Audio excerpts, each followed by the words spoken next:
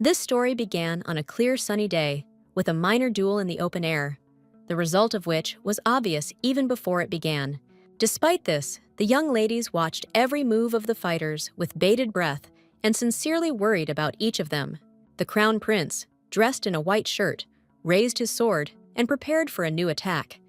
His gaze was serious, and his movements showed experience and good preparation. His opponent, in a red and black military uniform, was determined, as this was an important fight for him, so he tried to give it his all. The boy raised his sword high, and with a cry, rushed to attack His Highness, hoping with this powerful blow to force his opponent to go into deep defense or even retreat. However, the prince was much faster. He jumped up and knocked the weapon out of his fighting partner's hands, and then deftly landed on his feet behind his back. Everyone around started clapping for the winner, and the defeated guy sank down onto the sand and put his hands on the ground. He was very upset and depressed. The heir to the empire turned to his opponent and praised him for a good fight, and also added that he had become better at taking a punch, but noted that he had work to do, and the guy immediately agreed. Cotton Guido touched his red hair and thought that his battles as the main heir to the Myrta Empire were over for today, and he could have a good rest. His Highness's numerous admirers did not hide their delight at his quick and unconditional victory in this small competition. The girls began vying with each other to praise his appearance and call the crown prince a man of incredible beauty, speed, intelligence, and dexterity. Cotton tried to ignore the stream of flattering phrases, but simply stuck his sword into the sandy soil and stopped, waiting for a report from the adjutant who had approached. The assistant waited until his lordship wiped the sweat from his face and then announced that he had brought important information that he must share with the heir. The young ladies present began to listen attentively and froze in place from what they learned. Moreover, Guido himself loudly shouted that he was not going to marry at 16. The heir was so outraged by this news that he did not even think about somehow hiding it from those around him, but only repeated in amazement that he had not thought about such an early marriage. The young man replied that his bride was of the same young age. However, the crown prince did not want to come to terms with this sudden idea that he would become a married man. The aristocrats could not believe their own ears. They began to discuss this news, which had so few details, and some simply froze in place from shock. The boy continued to protest, mentioning that he could not marry a girl whose face he had never seen in his life, to which the adjutant said that their first meeting was soon to take place. Among those gathered was a fair-haired girl named Edel, who did not whisper or speak to anyone, because for many years she had been sure that she would become Cotton's bride. Those around her looked at the former candidate for a wife and expressed different emotions. Some felt sorry for her, and some even giggled ironically, rejoicing at others' experiences and failures. It was painful for the girl to hear how they were discussing her behind her back, but she only clutched her dress with her hands and remained silent, while the ladies were meanwhile going through possible candidates for the role of the bride. With each passing minute, Edel became more and more angry and repeated to herself the same phrase that she, and only she, should be in the place of the crown prince's bride, because her birthright status was very high. Cotton objected that he did not like the fair sex, whereupon the adjutant remarked that even if the heir preferred boys, marriage to a woman was his duty. Then the young man was surprised that the guy learned about his parents' consent to this union only now and from him. He thought that Guido had long been aware of the upcoming changes in his life. Cotton thought deeply, because for some unknown reason, he had not been informed about the engagement, and it was very strange that his father and mother had done this in secret from their own son. The crown prince's adjutant, meanwhile, lowered his eyes. He felt sorry for the boy, whom his family had put in such an awkward situation by making a serious choice for him. But the young man was even more worried about the girl, because she had not even appeared in the life of the crown prince yet, and he already felt the deepest dislike for her. She would surely be upset. The heir to the Empire of Myrta was himself quite handsome, and he had many admirers who dreamed that one day he would become their husband. In addition to his attractive appearance, the guy was an excellent user of cold weapons, was well-read and highly educated, which made him not only an enviable groom, but also a promising ruler. After thinking for a while, Cotton took a deep breath and said that since everything had already been decided for him, he saw no point in resisting his parents' will, and agreed to marry. The young aristocrat looked closely at the young heir to the Myrta Empire and remained silent, thinking about how quickly the crown prince had come to terms with his fate, although he had initially been clearly against it. Guido then smirked and suggested that if he refused, the young man who had broken the news might get into trouble. The imperial servant did not respond to the crown prince's remark, but merely thought about how much trouble it would be to raise this man as the ruler of a large kingdom. The wheels of the carriage were turning quickly. It was racing at a decent speed, and soon the crew approached its destination. The royal castle was truly huge and magnificent, stunning any viewer with its confident beauty, the power of its high towers, and the strength of its impregnable wide walls. There were two girls sitting in the carriage. They were discussing the upcoming engagement and the heir to the empire himself, because until now, they had only heard about his outstanding abilities and appearance. The blonde maid named Rin, dressed in a red dress, looked around her new home with greed, while her mistress sat modestly and looked ahead, nervous about the upcoming events. Looking out the carriage window at the stone structures, the young noblewoman asked the maid to be calm and concentrate on the upcoming event, as she would certainly need her help. The future bride noted to herself that her new home really impresses the imagination with its decoration and beauty. After driving through numerous streets, the carriage entered the castle courtyard and slowly stopped in front of the main entrance. A young man in a ceremonial uniform approached the door and solemnly announced the arrival of the Princess of the Karn Empire, the heiress of the Montgomery family, Lady de Cartouche.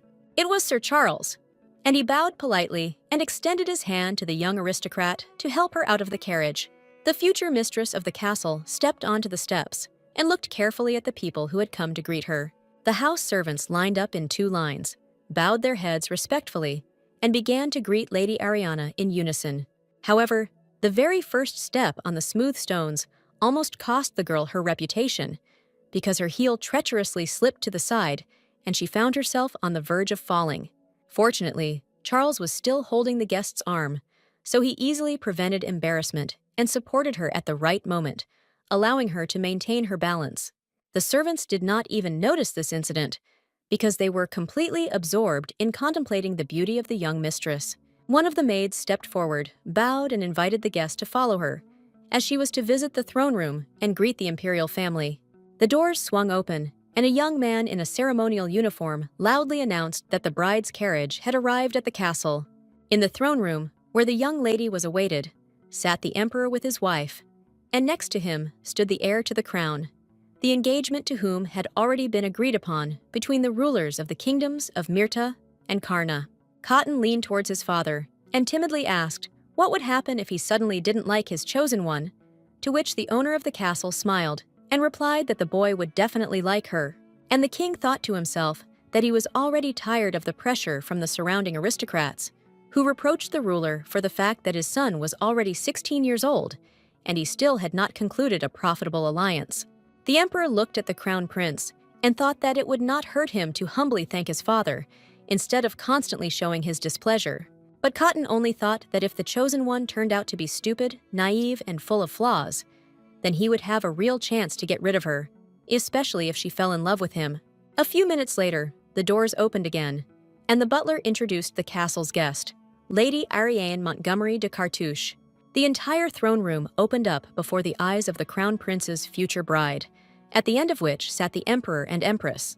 After a brief pause, as is customary in such solemn situations, the lady walked forward, straight towards the king. Armed guards stood along the edges of the carpet, and somewhere there, not far away, a young man could be seen who was to become her husband. Long chestnut hair fluttered during this procession, and the guards, with poorly concealed admiration, were surprised by the unprecedented feminine grace that appeared before them. Even the emperor himself opened his mouth in amazement when the girl came closer and appeared before him. She was so beautiful. Standing at a respectful distance, Lady Montgomery bowed her head and made a short speech of welcome, expressing her joy at meeting the imperial family. Finally, Cartouche straightened up, and Cotton was finally able to get a good look at her face and her large black eyes. The girl, in turn, began to examine the groom, because she was seeing him for the first time. Guido looked closely at his future chosen one. He peered into her face, trying to find at least some flaw. Meanwhile, the ruler invited the girl to come closer. It seemed to him that her portrait, which he had seen earlier, was somewhat different from the original for the worse. Then the emperor turned to his son and asked him to introduce himself, since his bride was in front of him, but the boy only briefly stated his name. There was silence in the hall for a few seconds. The owner of the castle was still waiting for a more detailed greeting from the heir, but Cotton said nothing more. Finally, the owner of the castle could not stand it any longer and asked the crown prince if he wanted to add something to his name, but the young man answered in bewilderment that he did not understand what his father wanted from him. Then the king closed his eyes and coughed demonstratively in order to somehow soften the awkward situation. The daughter-in-law tried to get out of the awkward situation and, putting her hand to her chest, said that her name was Ariana. The guy looked at his chosen one with indifference and did not react at all, as the rules of etiquette required when nobles exchange pleasantries. Instead, he only nodded. Everyone present in the room froze, because the dialogue had clearly reached a dead end from which the young people did not want to get out.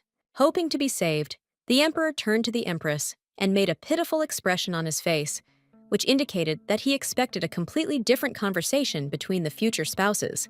The queen mother immediately came to the rescue and noticed that Lady Montgomery had traveled a considerable distance before reaching the castle, so a room was prepared for her where she could rest.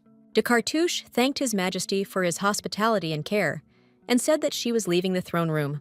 Thus, the audience with the emperor, for which the young lady had prepared for so long, lasted less than 5 minutes, which was quite unexpected for everyone. Cotton chuckled and thought that it all looked rather stupid, if not funny. As the maid led Ariana through the long corridors of the palace to show her quarters, the crown prince reflected on how small she was and how defenseless she looked. The boy found this funny and imagined a strong wind rising and easily carrying Montgomery away from him. He perceived the young lady as a weak opponent, not a bride. Finally, the door closed behind the girl, and she was left alone in the large guest room of the palace, which now became her personal apartments. The first person the young aristocrat thought of was Crown Prince Cotton. He really was incredibly handsome and good-looking.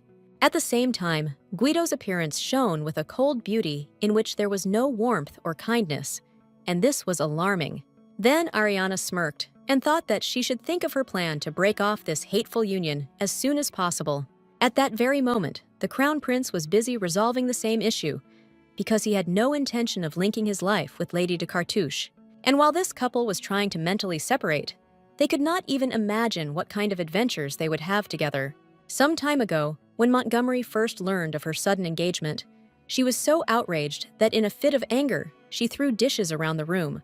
The girl slammed her palm on the table and demanded an explanation from her father as to how he dared to arrange her marriage without her consent. The maid gave the master a handkerchief so that he could wipe the tea from his face, which had splashed when his daughter became angry, and the man remarked that she should humbly accept her fate.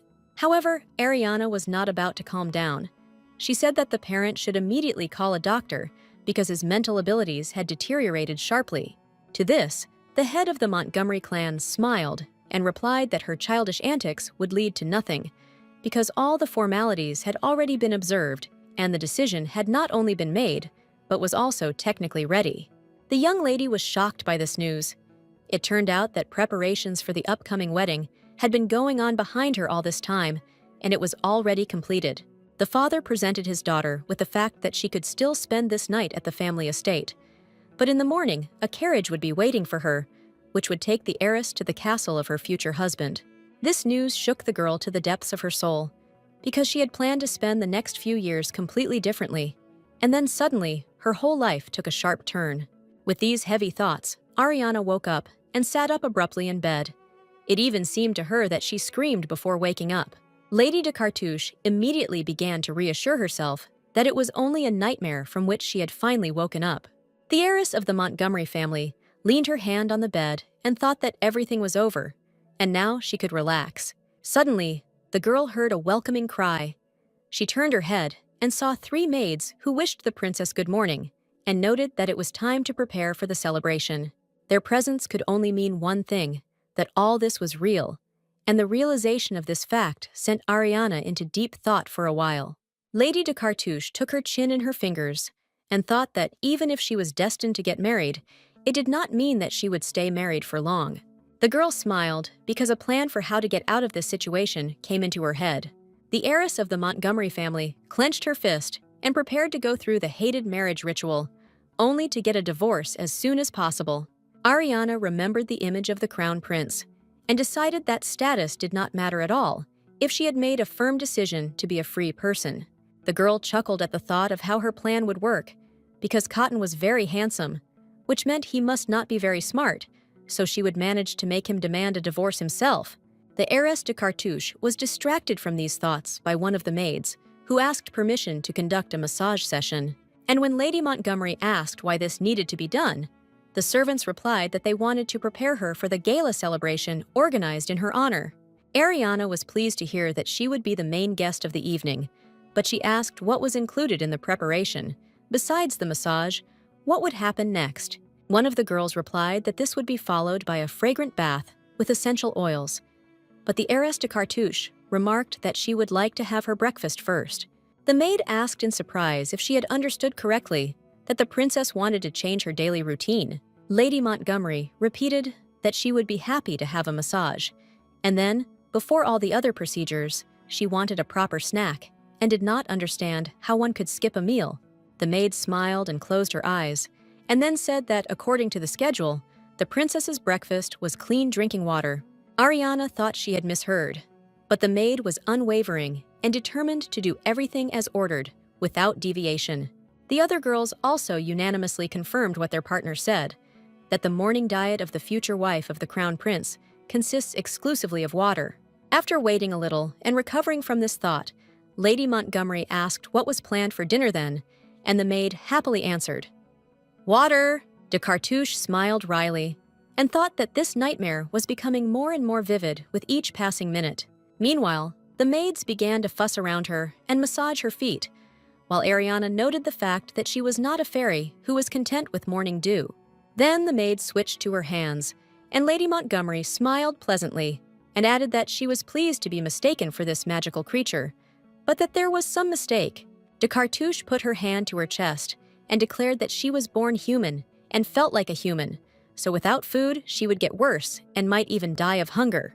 However, the servants objected that the daily schedule was made solely for the purpose of caring for the beauty of the young princess, so she should be patient. Ariana thought for a moment, and then replied that if you think of her as a fairy, then she is a magical creature, and therefore can afford to consume any amount of food without harming her figure. But these words had no effect on the maid. Moreover, she directly said that she could not help in this situation. As the massage drew to a close, a maid named Signa was asked to ensure that the bathwater was ready, and then to bring the princess her breakfast. Finishing kneading the skin and muscles of the young aristocrat, the servants repeated over and over again that in order to be beautiful, one must be able to wait patiently and control one's actions. Lady Montgomery smiled slyly and remarked that her beauty would outshine everyone present at the banquet, even if she appeared in only a nightgown. Ariana looked around at the furnishings, the large fireplace with candlesticks, and the paintings on the walls, and then heard the maid suggest dressing to shine like a night star. But de Cartouche was upset by these words, because she wanted to be at home now, in a familiar and understandable environment, and not among all this high society and in the center of attention. When evening came, the lights were lit in the palace, and the musicians began to play their instruments, and then the formal part of the event began. In the great hall, everyone was talking about nothing but the princess, who had arrived from the neighboring empire of Karna, who was soon to marry the crown prince of the empire of Myrta. Men and women of all ages and classes actively discussed rumors about Lady Montgomery's incredible beauty, but not everyone enjoyed such conversations. For example, Lady Fenya Zelda literally cried her eyes out because she used to be considered the most beautiful aristocrat in Myrta. Fanya could not calm down, because all these years she considered herself the future bride of the crown prince. A little further away from the motley crowd, stood another aristocrat. She looked with irony at the hysteria of the young girl, realizing that the unfortunate woman was right at that moment destroying the reputation of her family. The noblewoman with the red fan was not going to give up so easily. She wanted to assess her competitor first. Men also discussed this union, but from the standpoint of benefit and influence. since marriages between aristocrats are concluded, first of all, to obtain additional opportunities and strengthen positions. Under the high vaults, endless debates took place on the topic of who would benefit more from this or that union. It came to gossip about the crown prince himself, and someone recalled his statement that he did not like women. Then some, putting a finger to their lips, recommended avoiding such topics. At one point, the master of ceremonies loudly and solemnly announced that Princess Ariana Montgomery de Carchute of the Karna Empire had arrived at the banquet, and everyone immediately turned to the doors. The lady appeared in public in a black and white dress and slowly entered the hall.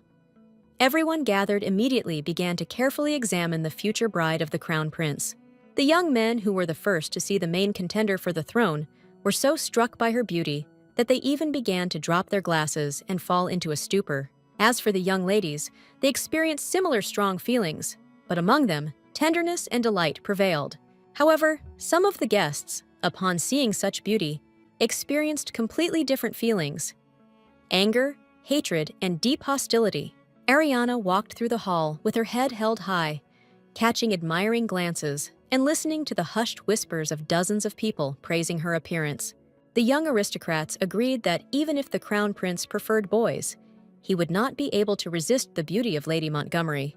At the same time, Princess de Cartouche herself thought only about food, because for several hours her stomach had been periodically rumbled, demanding at least some food from her hostess. In connection with this circumstance, the girl was extremely irritated by the fact that the crown prince had not yet arrived, although she had planned to appear after him. Sometime later, the arrival of the emperor, his wife, and their 2 children, the first and second princes, was announced. The 4 red-haired relatives slowly entered the hall and attracted the attention of the assembled aristocrats. Upon seeing the first heir, some of the noblewomen present immediately began to faint, struck by his beauty. Having drawn level with the hero of the occasion, Cotton glanced sideways at his former chosen one.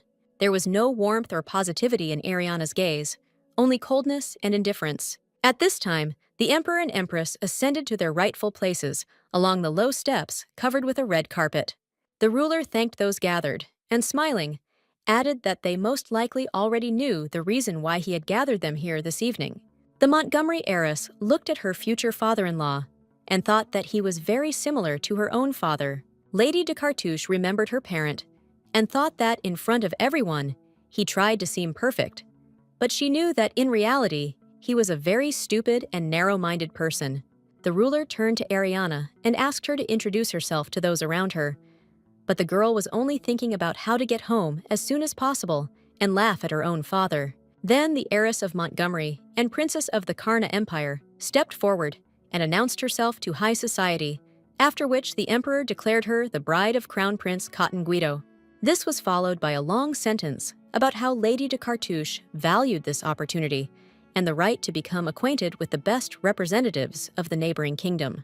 Her gaze made the young people standing in the front row clutch their hearts. They literally lost consciousness under the influence of her enchanting eyes. Then the emperor took the floor and wished those gathered to celebrate such an important event for the 2 empires as the conclusion of a marriage union. After a brief pause, and waiting for the guests to turn their attention to each other, the ruler poked his son in the side with his elbow and angrily whispered that he should invite the bride to dance. The crown prince feigned extreme displeasure, as if he had been forced to carry out a terrible and unpleasant task. The emperor narrowed his eyes and added that by making the Montgomery heiress wait in front of the entire society, he was disgracing his family. Cotton scratched his head and replied that he understood the importance of ritual, diplomatic politeness, and so on. Guido managed to easily find his chosen one in the motley crowd, so after thinking for a bit, he headed straight towards her. It is true that Lady de Cartouche was not thinking about dancing and high society at that moment. She was very hungry. The crown prince, approaching from the side of the throne, noticed with surprise that his future wife was incredibly pale, although she had not been like this the day before. Coming closer, Guido drew attention to himself and pointed his finger at the girl, asking whether she had been waiting for him or not. The next moment, a grimace of contempt and incomprehension appeared on Ariana's sweet face, and then she asked what His Highness meant. The guy smiled stupidly and replied that he was probably mistaken, after which he fell silent for a long time. The pause dragged on, and the Montgomery heiress turned away, then took a deep breath, showing that she was bored. Suddenly, Lady de Cartouche literally jumped up to the prince and asked how he was feeling, while the crown prince was clearly confused and asked the girl again what she meant by that. Ariana noted the fact that Cotton, with his whole appearance and even the tone of his voice, shows how unpleasant her company is to him. Perhaps he does not want this marriage at all? Then the Montgomery heiress added that the large number of aristocrats who constantly look at them and listen to their every word prevents the guy from expressing his true thoughts. The crown prince looked at his bride with his mouth slightly open and was surprised at how accurately she conveyed his inner state, his hidden anger and irritation. Lady de Cartouche noted that she understood Guido's feelings so well only because she herself had experienced it all, after which the girl moved so close to the groom that only he could hear her whisper, and then said that if two people in a marriage hate each other, then they should keep their distance. Then Ariana pulled back and added that, since they had figured everything out, everyone could do their own thing away from their partner. Without giving the crown prince time to recover, the Montgomery heiress turned and walked away. Guido remained standing in the middle of the hall with his hand raised. He said nothing and did nothing to stop the bride who was quickly moving away. Finally, Cotton was able to collect his thoughts and thought that he had clearly underestimated his partner because he expected a completely different communication. When the crown prince was finally able to fully concentrate on the new problem, he narrowed his eyes and realized that his original plan required serious changes. The heir to the empire remembered that Ariana had given him, at their first meeting, the impression of a weak, submissive, and defenseless girl who could be easily manipulated. Guido grabbed his head and sighed, then reminded himself that he had once again seen how deceiving appearances could be. Cotton smiled at the thought that perhaps he had found a worthy opponent, which meant that the destruction of their alliance would be more interesting than expected. Meanwhile, the princess walked through the entire hall and approached the door to the open terrace. But not just like that, but with a specific purpose. There, a faithful servant named Rin was waiting for her, who was supposed to help her mistress in one important and delicate matter. The maid was very glad to see her mistress and said that she was ready to carry out any of her orders. The Montgomery heiress did not hide her problem from the girl and told her that she was on the verge of fainting from hunger, so she simply had to eat something. The young lady told Rin to find an opportunity and get some food from the table during the celebration, to which the maid asked in surprise why the lady couldn't have a snack right in the hall. To this, de Cartouche replied that, despite all the beauty of the events taking place, a real battle was going on now, and she could not allow herself to demonstrate hunger, since this would be perceived as weakness. The maid put her hand to her temple, as if she were saluting like a soldier, and replied that although she did not understand much, she would complete the task with all diligence and provide her mistress with food as quickly as possible. And indeed, when a tired and exhausted Ariana returned to the terrace a few hours later, a table awaited her, where all sorts of sweets from the imperial banquet were waiting. The Montgomery heiress began to devour the treats with gusto and praise Rin for a task well done. And then the maid asked if her mistress had managed to see her future husband. Looking up at the windows above, Rin noticed that all the maids she met in this house were in awe of Crown Prince Cotton's beauty, but only a few were able to talk to him. Then the girl was silent for a moment and added that Guido is admired not only by the fair sex, but he also has fans among the young knights. This news even made Ariana stop eating and think, and in the meantime, the maid continued to bombard her mistress with questions about the prince, what kind of person he was, how he behaved, and so on. The Montgomery heiress raised her finger and began to talk about the crown prince. She began by saying that he was handsome as a prince from a fairy tale could be. Rin then asked if her mistress liked Cotton, to which she responded with a categorical refusal and even shook her head. The maid was very surprised by such a reaction and asked again how she could not like such a husband, but Ariana noted that they were not married yet. The maid surmised with horror that the crown prince could only make a negative impression in one case. He said something unpleasant to Lady de Cartouche. Suddenly, the door behind the Montgomery heiress opened sharply, and a young male voice said that there really were unpleasant words, but it was their fiancé who spoke them. It was Guido. He crossed his arms over his chest and looked sternly at the girls. Apparently, he was standing behind the door and listening attentively to their conversation. Rin was so shocked by this meeting that she opened her eyes and mouth wide in amazement. But her mistress remained unperturbed and only took another cookie from the stand. The maid began to mutter that the crown prince was much more handsome than she expected, and that she would remember this meeting for the rest of her days, to which Ariana remarked that there was nothing special about him. The heiress de Cartouche looked at the prince with displeasure and asked if he had really been following her. Cotton angrily declared that this was not so, but that the bride had simply taken his secret place, where he always hid from prying eyes when the bustle of the banquet began to weigh him down. Guido then added that he did not like the tone in which the princess allowed herself to speak to him. Ariana took another cake from the tray and coldly noted that he could behave similarly towards her and avoid boring polite phrases. The crown prince smiled and replied that this suited him because he already had words he was ready to say. Suddenly, Rin became an unwitting witness to a verbal altercation between the groom and the bride, when the guy called the girl a wolf in sheep's clothing, and she accused him of falling in love with her. Guido was outraged by such reproaches, especially because he did not have any positive feelings towards her. However, the Montgomery heiress seemed to have found a sore spot and continued to talk with a smile about how the prince's heart was broken when he first saw her. All this time, the maid stood in close proximity to the prince and princess and listened to their harsh dialogue with undisguised surprise, and at some point she could not stand it and screamed. After this, Ariana and Guido turned their attention to the maid. They turned in her direction and looked intently at the girl. Lady de Cartouche immediately pounced on the crown prince with accusations that he had frightened her personal maid, and she deliberately called him cartoon instead of cotton, which enraged the guy. After listening to the crown prince's objections, Montgomery replied that his new nickname suited him very well, because it was as funny as he was. Rin was horrified to hear how, in retaliation, the groom called the princess Blackie, and added that her hair reminded him of a yard dog of the same color. Then the young people started shouting at each other, and Ariana even began to threaten the crown prince with physical violence and death.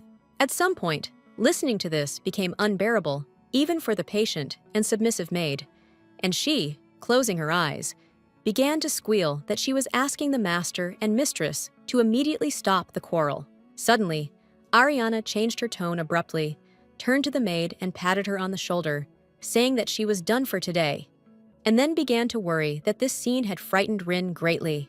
Cotton covered his face with his hand and remembered his father, who insisted that his son communicate with his bride. Guido then called out to the Montgomery heiress, calling her by her new invented nickname, Blackie, and the girl turned around. The guy managed to pull himself together, and now he looked at his future wife with a cold and calm gaze. Lady de Cartouche turned around irritably and asked sharply what else the crown prince wanted from her. Cotton answered the question with a question, asking if the girl could dance. Ariana smiled and asked her question. Should she take these words as an invitation to dance? Guido's face became very serious, and he paused for quite a long time before answering. The boy then made a special movement with his legs that aristocrats perform when giving a polite invitation. The crown prince then extended an open palm towards the Montgomery heiress, which could only mean one thing. Cotton observed all the rules of etiquette, and, as befits an aristocrat of his rank, invited Lady de Cartouche to join him during the dance. Rin folded her hands in front of her and began babbling that his lordship was the real prince from the fairy tale novel she had just found herself in. Ariana was silent for a moment, looking at her fiancé's face, and then she exhaled with relief and laughed. The girl slapped the heir to the Mirth Empire hard on the shoulder and added with a smile that she had no idea that he could play a role so well, but this outraged Cotton because he was serious. Having finished laughing, the Montgomery aristocrat wiped away a tear and asked again if Guido really wanted to dance with her. In response, the crown prince made a sad face and glanced sideways at the door leading to the hall, and then added that if she did not want to dance with him, then she would have to go out and announce this to the guests. This argument made Ariana think. Of course, she was not happy with this whole situation with the marriage, but she had no desire to expose her father and her entire family to a diplomatic scandal. Lady de Cartouche peered out from behind the prince and looked with wide eyes into the open doorway. Directly opposite the exit to the terrace, the emperor sat on his throne, looking with hope and anxiety straight in the direction of the young couple who had started a squabble in the fresh air. At him for a moment longer. her future father-in-law, and asked the groom if he was really trying so hard just to please his father. Cotton did not comment on this remark, but merely repeated his question. Was the princess coming to dance with him? Ariana quickly made a decision, clapped the prince on the shoulder again, and rushed back to the hall, where the celebration of the actual engagement of the representatives of the two empires was in full swing. Lady de Cartouche smiled and assured her partner that he would now experience all her boundless mastery of the art of dance. Guido chuckled at this boasting and replied that then they should start as soon as possible. The Montgomery heiress accepted the offered hand, and the two of them moved into the banquet hall. As they walked, Cotton noticed that the princess could speak, but as for dancing, he would now see it in practice.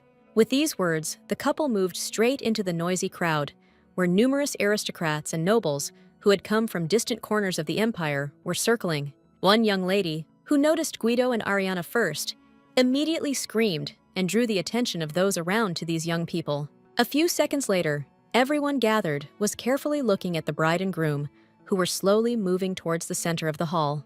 The emperor even rose from his seat in joy that the children had finally begun to communicate with each other, and snapped his fingers, giving the command to begin playing a new melody. The musicians took a short break and then began to play the next piece from the prepared repertoire. Coming to the center of the room, the couple performed the traditional ritual of bowing and making gestures of respect for their partner. In the movements of giving a hand, tilting the head, and squatting, the young people showed everything that they had been taught in their families for several years. Everyone around froze, and as if spellbound, began to carefully watch the prince and princess, surprised at how beautifully they moved and how smoothly their movements were. During the dance, Ariana quietly addressed her partner, calling him by the made-up nickname Cartoon, and the guy prepared to repel a new attack on his pride.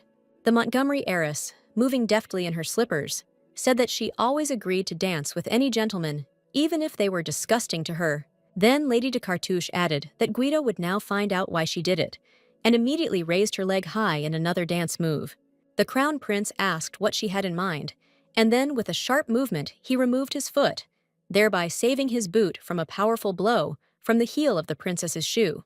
The girl was very surprised and disappointed that she had not managed to hurt her fiancé, and expressed her dissatisfaction out loud. Cotton chuckled and called the bride a madwoman who didn't understand what she was doing and thought only of momentary stupidity and mischief. But Ariana laughed and said that she was a very persistent person by nature, so one failure would not affect anything. Following this, Lady Montgomery began to strike again during her dance movements, trying to hit the prince's toe with her heel. Guido carefully dodged all the attacks and asked why she was doing this, because the entire elite of the country was looking at them. The princess replied that from the outside, it looked like just a minor mistake in the dance, and the crown prince should show his tact and pretend that he had not noticed anything. After this, Ariana turned her back to her groom in another dance move and said that she had to win this little fight, and began a new series of attacks. But the princess's shoes were not designed to withstand such strong heel strikes on the floor at different angles. So during the next lunge, the shoe broke into two parts with a crunch, and having lost her support, the Montgomery heiress opened her eyes wide in horror and flew to the side. Cotton reacted very quickly because he was used to fencing with swords and knew how to sense the slightest movement of his opponent. Guido flashed his hand forward to catch his falling partner and save their reputation, and the crown prince succeeded, so that from the outside, this whole scene seemed like just another beautiful movement, where the bride, in free fall, completely trusted the groom. One lady, who was closer than the others, noticed how the princess's heel gave way and cried out in surprise and delight, realizing how well Cotton had reacted. The guy hoped that after this incident, Ariana would stop doing such things and come to her senses. However, the girl continued to dance as if nothing had happened and smile happily. Moreover, the Montgomery heiress noted that she has such good control over her body that she does not need heels at all. The dance was coming to an end, and the couple began to make graceful final movements. It all ended with an elegant spread of arms, and for a moment, there was silence in the room. And then thunderous applause came from all sides. The nobles clapped for the young couple and thanked them for demonstrating their mastery of the human body. Lady de Cartouche remarked that the prince should not be arrogant, since he was simply lucky, to which the guy replied that he literally saved her, no matter how hard she tried to deny it. Then the young people turned their backs to each other and went their separate ways, each remaining with their own opinion. Ariana stepped away from the noisy crowd to catch her breath and looked up at the high ceilings of the room, then thought about how she had wanted to piss off her fiancé, but instead had given him a small victory. The Montgomery heiress was very unhappy with herself, but decided that she would definitely not give up, and therefore she should find a new way to annoy the crown prince. But suddenly, a completely different idea came into Lady de Cartouche's head, that she should immediately break off the engagement and return home, while her rival was closely watching her. The stranger approached from behind and unceremoniously grabbed the princess by the hand, causing her extreme amazement. The blonde aristocrat immediately loosened her grip and introduced herself as Adelia von McNagan, and that she was very pleased to meet the princess of the Karna Empire. Ariana knew nothing about this girl, but from the quality of the perfume and the prefix von, she immediately understood that in front of her was a noblewoman from a family close to the imperial family, apparently the daughter of a duke. Lady de Cartouche smiled pleasantly and replied that she too was delighted by this new acquaintance. Adelia put her fan to her face and noticed that she had been watching the dance of the bride and groom very closely, and had to admit that the princess from the Karna Empire still had a lot to learn. The Montgomery heiress recalled the episode that had taken place in the banquet hall, and, to herself, noted how much her foot hurt, which was forced to lean on a shoe without a high heel. Lady de Cartouche did not respond to the noblewoman's attack, but simply said that she could not spare her time now and that they would talk some other time, and then turned and walked away. Von McNagan took this reaction as a personal insult, clutched her red fan tightly, and shouted after the bride that no one dared to ignore her. Ariana turned around on the go and asked the aristocrat what she meant by those words. But Adelia had already lost all patience and literally screamed at Ariana that she had forgotten her place. Montgomery's heiress was a master of dialogue and had iron self-control, and so she simply smiled in response to the rudeness and asked what the problem was. Von McNagan was furious. She replied that the princess should not be stuck up because she only danced with Cotton once, and when he left her, she would become a nobody, an empty space. Lady de Cartouche tried to find out the reason for the resentment that her new acquaintance was now showing, and she noted to herself that Adelia smelled more of alcohol than perfume. Finally, the blonde lost her temper and immediately laid out all her feelings, declaring that Guido would never love someone like Amelia and would always be passionate only for her. Ariana put her hand to her forehead. She understood that explaining anything to a drunk and in love person was simply pointless. The Montgomery heiress approached her rival with the intention of quickly and harshly putting her in her place. The princess asked how one could occupy such a high social status and be so stupid at the same time. And while von McNagan was recovering from this verbal attack, Lady de Cartouche added that even if the crown prince did not become her husband, she would not curry favor with such a naive simpleton. Ariana then added that no matter how her relationship with the heir to the Myrta Empire turned out, she would never humiliate herself in front of a worthless person like Adelia. And all because, and Lady de Cartouche placed special emphasis on this, she herself is the heir to the Empire of Karn, and a person with imperial blood should not bow down to the lower nobles. The Montgomery native then waved her hand, turned around, and walked away, advising her rival to go home and get a good night's sleep instead of doing something stupid. Adelia suddenly noticed that there were random witnesses watching this scene, and this made her even more furious. The girl's face was distorted with anger, and in a fit of despair, she began to loudly stamp her feet on the floor. Von McNagan clutched her fan once again and resolutely followed the departing bride of the crown prince. However, suddenly, from the shadow of a nearby column, a polite male voice was heard, calling Lady Adelia by name and making her turn around. He was a pleasant-looking young man with a charming smile. He asked the girl to stay because he wanted to tell her something important. Having broken away from the pursuit of her annoying rival, Ariana went out onto the balcony, sat on the railing, and threw off her shoes, which had rubbed her feet badly. Only now was she able to rest a little. The peace did not last long. Soon someone knocked on the glass with their hand, attracting the princess's attention. Without looking at the interlocutor who had disturbed her peace, the heiress of the Karna Empire irritably asked what was required of her this time. Finally, Ariana turned around and prepared herself for another verbal altercation, because she was not going to give up her position. However, seeing who came out to her on the balcony, the princess immediately changed her tone and whispered in surprise that her remark was directed at a completely different person. An unknown young noblewoman, with very sad eyes, stood before the Montgomery heiress, asking for forgiveness for disturbing her privacy. Lady de Cartouche did not know what to expect from the stranger, and simply asked to what she owed this visit. But the girl was very shy and could not bring herself to start a dialogue. Then Ariana apologized for her haste and said that she mistook her for another person. Finally, the young aristocrat plucked up her courage, closed her eyes, and admitted that she considered the heiress of the Karna Empire to be very beautiful. These words made the princess smile and thank him for the compliment, and she noted to herself that this young girl reminded her of a naive pet. But the girl didn't come just like that. She wanted to know the secret of Lady de Cartouche's incredible beauty. Montgomery smiled at such a naive question, but replied that the recipe was very simple and that it would require finding an incredibly beautiful deity. Suddenly, Ariana's face changed and added that the found creature must be beaten and tortured until she begins to beg for mercy, and then the goddess should be ordered to give up her beauty in exchange for sparing her life. The princess put her hand to her chest and declared that this was the simplest and most effective way to acquire a beautiful appearance that she knew of. The fan was shocked by what she heard and stood with her mouth wide open, not even trying to answer. Then Ariana raised her finger and said that this was a terrible secret that should never be shared with anyone.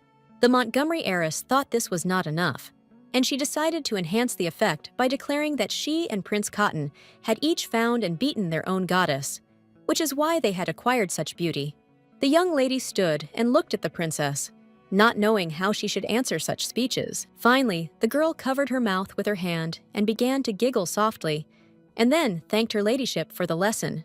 Ariana smiled back and asked the girl's name, to which she apologized for not introducing herself right away, and said that she was Lysandra Diaz, the daughter of a baron who owned a territory with a small village.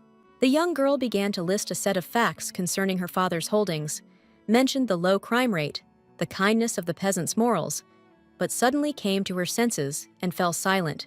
The princess smiled indulgently and asked how old this innocent creature standing in front of her was. The question brought Lysandra back to reality, and she concentrated and answered that she was 15 years old. Then Ariana exclaimed that this was a wonderful age, and therefore she invited the teenager to become her younger sister and call each other by name, without regard to status. Lady Diaz immediately became embarrassed and replied that she could not do that, but the princess continued to insist, and the girl took a step forward.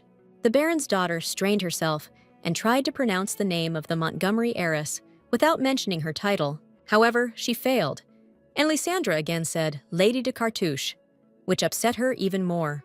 Ariana screamed with delight and immediately covered her mouth with her hand.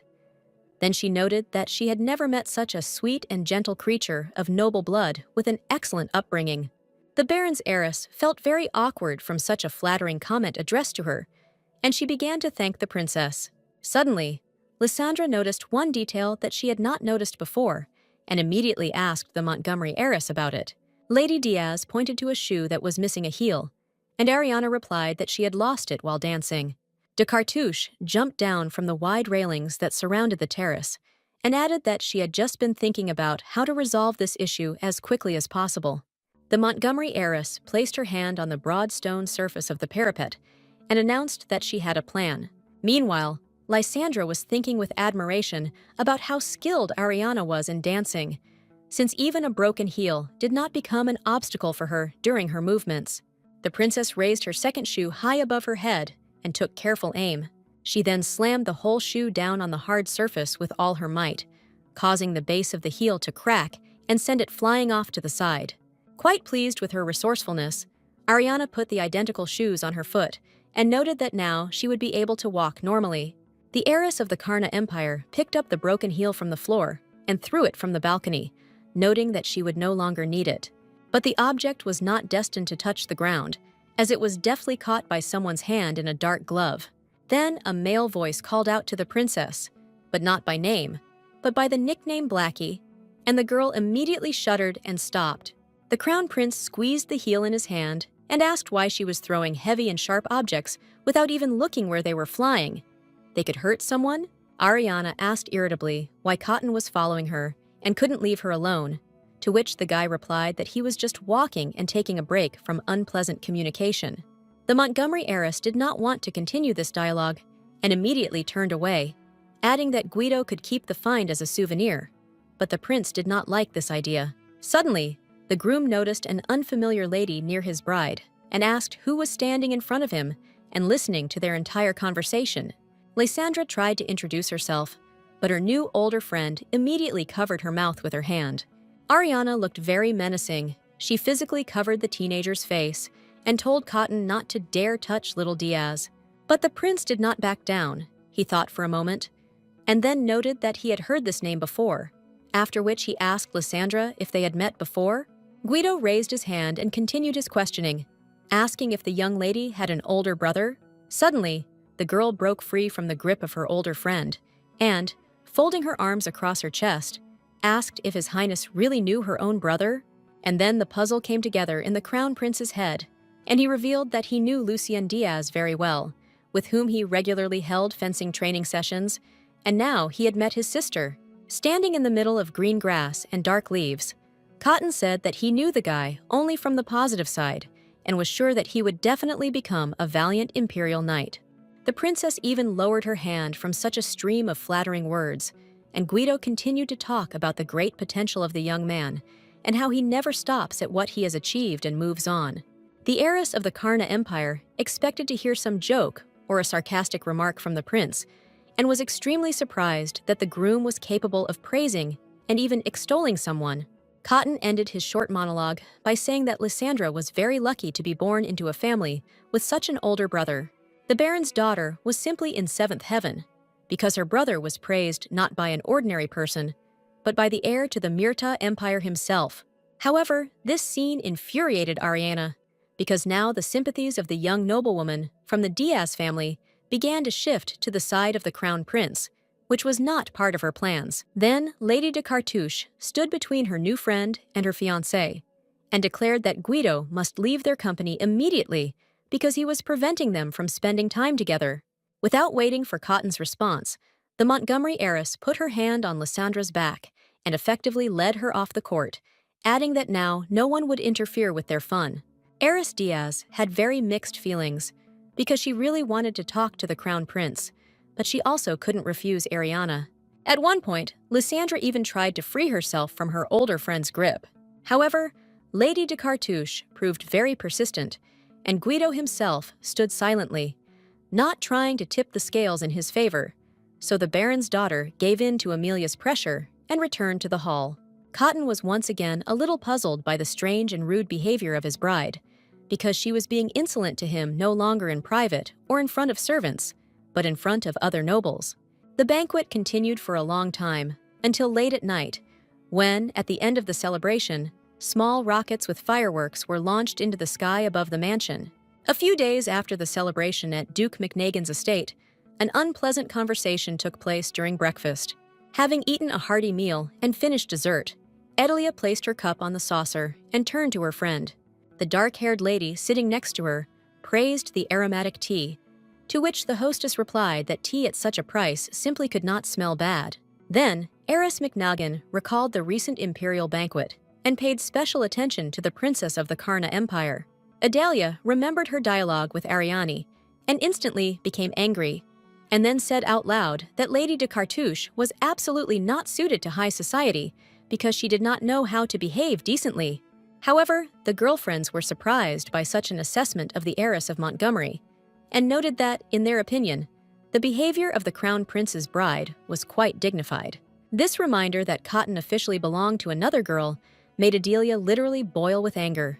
But Von McNagan managed to pull herself together, looked at the windows under the ceiling, and decided to share the rumors she heard during the banquet.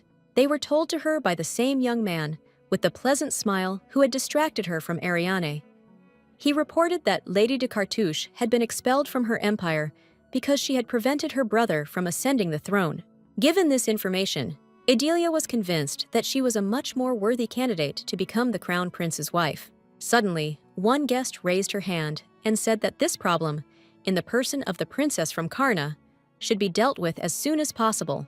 Lady McNagan was delighted and surprised that she had managed to find an ally so quickly, and then asked how exactly they could get rid of Ariana. But the girl did not immediately tell her entire plan in detail, but only added that there was a sure and reliable means. Then the lady smiled, and Adelia realized that she wanted to tell her something important, which she did not want to say right away, but wanted to maintain some intrigue.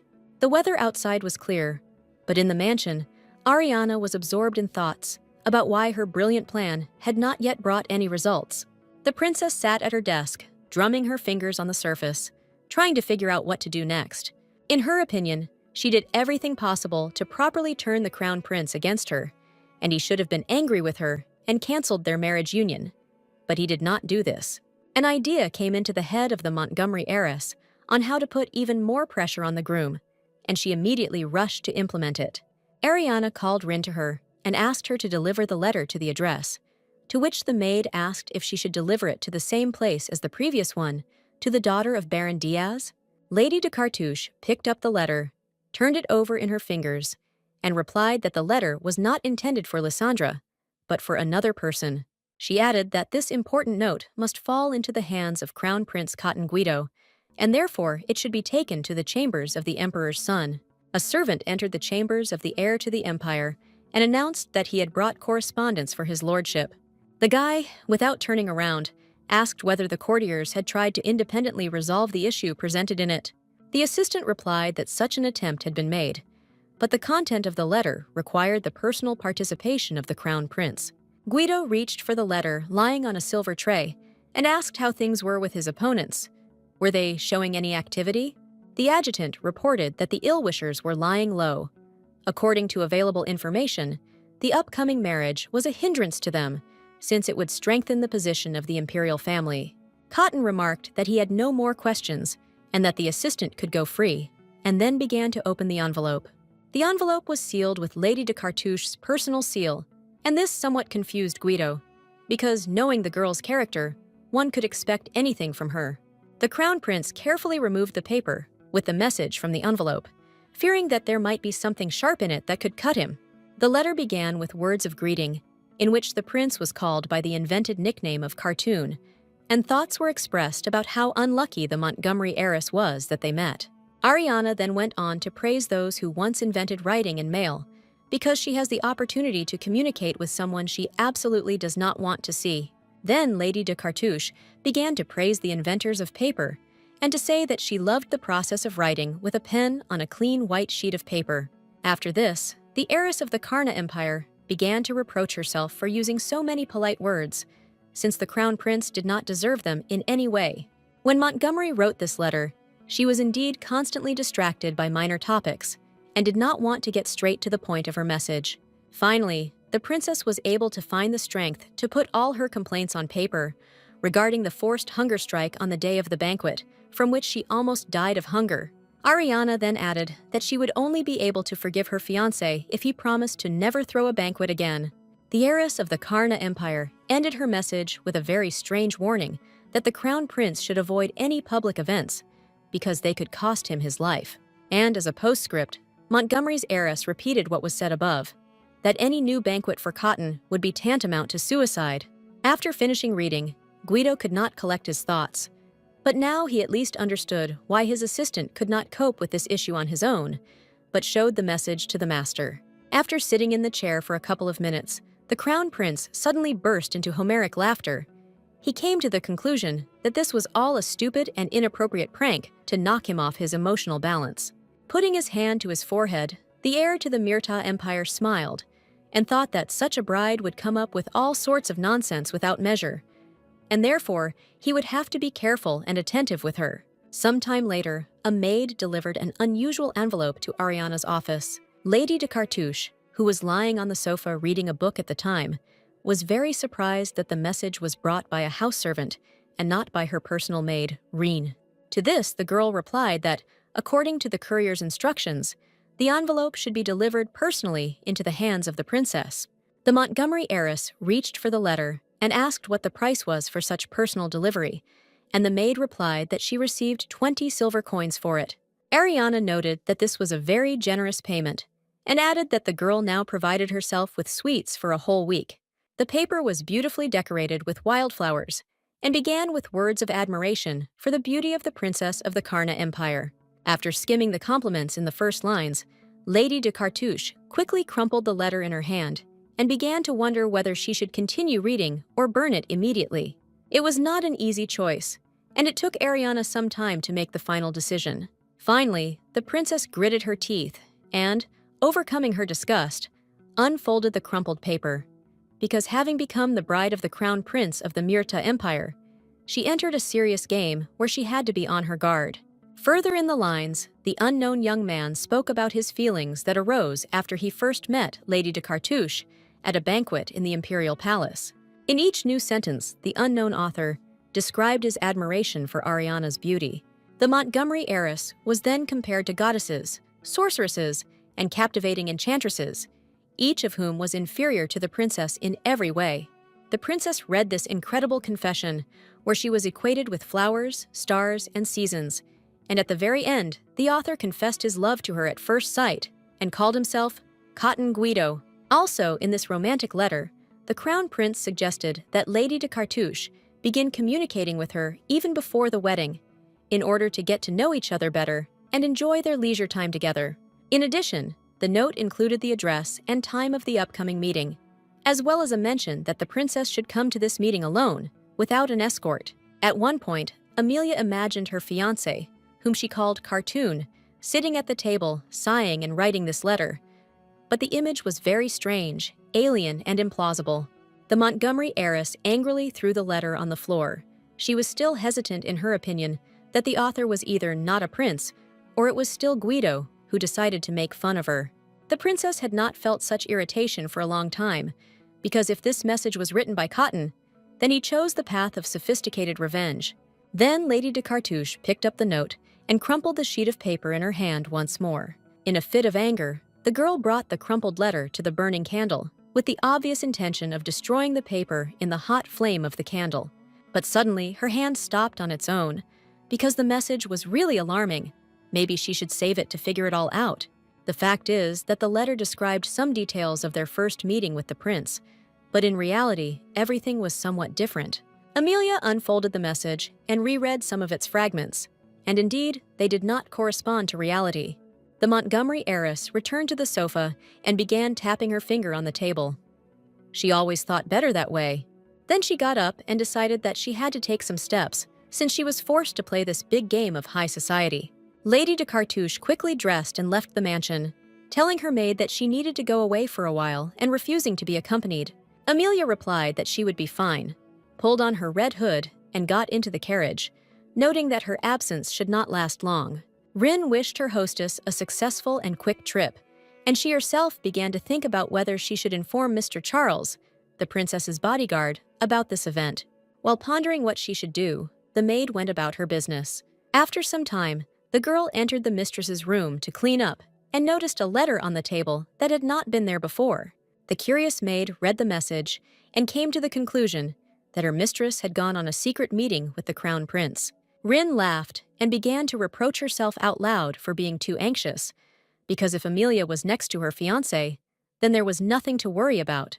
Suddenly, the girl was called out to, and she turned around. Cotton was standing in front of her. He asked what she had just been talking to herself about. Noticing that the maid was looking at him strangely, Guido repeated his question. The maid was confused and replied that she did not expect to see the crown prince here, because he should have been in a completely different place at this very time. The crown prince was surprised by these words, and also inside him, there appeared a very bad premonition of impending disaster. From the expression on the face of the heir to the Myrta Empire, Rin realized that he clearly did not understand what was being discussed. And then she became scared, because the lady went to an unknown meeting all alone. The maid immediately handed Cotton the letter and added that the princess, after reading it, quickly got ready and left. Guido fixed a piercing and dissatisfied glance on his adjutant, who had just recently said that the opponents of the imperial family were lying low and not showing any activity. Then the crown prince coldly said that he had not sent any letter, and Rin covered her face with her hands in horror. Cotton asked how long ago the princess had left and whether she had taken a night bodyguard with her, to which the maid replied that some time ago the lady had got into the carriage alone. Guido grabbed his head, because the situation looked quite difficult, if not critical. The next moment, he quickly gave orders for the carriage to be immediately prepared for departure. Ariana got out of her transport and looked around. The place was unfamiliar. She had never been here before. Directly in front of her was a low two-story mansion, and despite the late hour, there were no lights in the windows. The heiress of the Karna Empire, covered in a red hooded cloak, stood for a while and looked at the building, not daring to enter. Judging by the external signs, columns at the entrance, and well-kept grounds, the owners were quite wealthy people, but no one was visible. Lady Montgomery walked slowly into the estate. Usually such large estates always had guards, but now the gates were completely empty. Ariana walked a little further, climbed the stairs, and found herself right in front of the building on a spacious platform. But the princess did not dare to go inside. She stopped in an open space and shouted that those who invited her here should come out themselves. Otherwise, she would turn around and go home. A few seconds later, the bushes began to move, and two young guys, looking like thugs, came out of them. They began to smile and say that the lady was very beautiful, just to their liking. Ariana was not at all surprised by such a meeting. On the contrary, she said that she expected something more, and not such a banal trap with street bandits. The strangers exchanged cheerful glances, giggled, and moved towards the girl, blocking her path of retreat. Some time ago, when Lady de Cartouche reread the letter, she came to the conclusion that the author of the letter wanted to lure her into a trap in order to do something bad to her.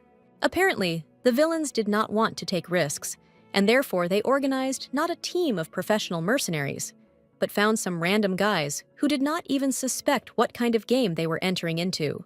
Without even looking at her opponents, Ariana began to roll up her sleeves. She was already imagining what would happen next. The naive bandits began to mock the lady and make funny faces, saying that she shouldn't bother with her clothes for long, but rather take everything off completely. The Montgomery heiress looked at her enemies carefully, and she wondered if they even knew who was standing in front of them.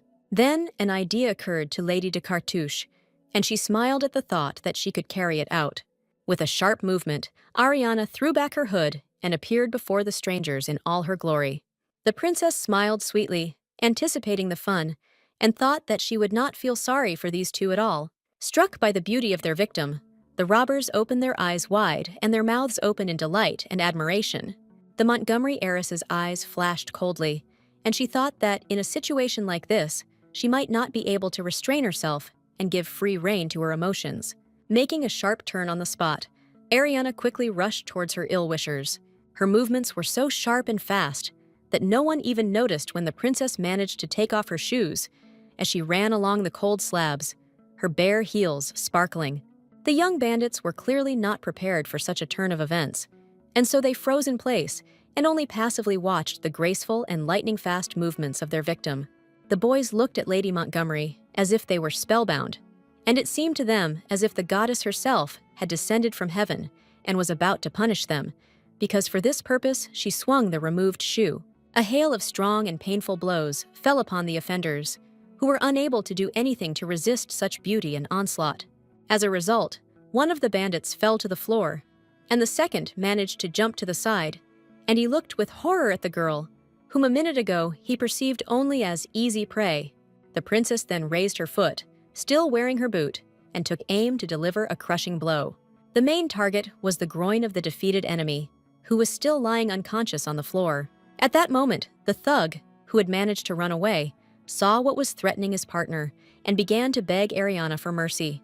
However, the girl smiled sweetly and with pleasure lowered her heavy heel right between the scoundrel's legs. The accomplice grabbed his head and screamed, imagining what would happen to his friend when he came to his senses. Montgomery's heiress took advantage of the enemy's confusion and quickly put on her shoes, then turned to the shocked thug, noting that it was now his turn. Finally, the bandit came to his senses and reached for the knife that had been hanging on his belt all this time. The robber held his weapon in front of him and shouted that he would now avenge his friend, whose name was Dalgon. However, instead of rushing into the attack, the guy began to slowly retreat back in the direction of the exit, and Ariana asked him where he was going. Then the bandit began to justify himself, saying that it was none of her business, and the girl smirked and said that everything was clear with him. The robber hesitated because on the one hand, he was afraid, because his comrade had already been defeated, and on the other hand, he was ashamed, because his opponent was a weak lady. The guy closed his eyes and took a deep breath, then exhaled and replied that he just wanted to enjoy his revenge properly. Without waiting for the enemy to gather his strength, Montgomery's heiress rushed into the attack with her bare hands, one of which was wrapped in a precious brooch. The princess looked the robber straight in the eyes, but he shouted that this look could only work on him once, and now he would not fall for this trick. Then, Ariana kicked the guy in the leg with all her might, hitting him squarely on the toes. Then the girl raised her clenched fist, on which a tape with a heavy stone was tightly wound, like a homemade knuckle duster, and added that she did not like to repeat the same technique twice. The blow was strong and unexpected, causing the robber to immediately lose consciousness and fall on his back, dropping the knife, which hit the hard tiles on the floor with a ringing sound. The princess looked around and shouted that she was disappointed with such a banal meeting, from which she expected much more. Then she asked the remaining opponents to leave. From behind the wide trunk of an old tree came a female voice that reproached Ariana for being a very cruel girl, which a person from an aristocratic family should not be. Montgomery's heiress replied that these words primarily referred to the conspirator who paid the robbers for the attack. The stranger stood behind the tree for some time, but soon decided to leave her shelter. With timid steps, the girl emerged from her hiding place, made her way through the bushes, and found herself on the platform, not far from the princess. And as she walked, Ariana tried to remember where she had seen her, because the figure seemed very familiar to her. There was a full moon in the sky, but the shadows from the trees still prevented us from seeing the stranger fully. For a while, the princess stood still while her opponent came closer and closer. At one point, the villainess came so close that Lady de Cartouche recognized her and was amazed, because she would never have thought that this girl was capable of such an act. It was the face of that same naive teenage girl, Lysandra Diaz, who had come during the banquet to find out the secret of Ariana's beauty. But now her gaze was stern and merciless. Not long before this, she came to visit the angry Lady Adelia and entered into a dialogue when she began to call the prince's bride bad words. It was the sister of Lucien, the crown prince's partner in sword training, who became the basis of the conspiracy for which the letter with the forged signature of Cotton Guido was written. According to the original plan, which the lady outlined while cutting the cherry pie with filling, the bandits were to cripple Lady de Cartouche so that she would become an invalid. The baron's daughter came to the conclusion that a bedridden, armless, legless, ugly aristocrat would never be able to claim marriage with the heir to the Myrtle Empire. And now the girls stood and looked at each other carefully, waiting to see what move their opponent would make next.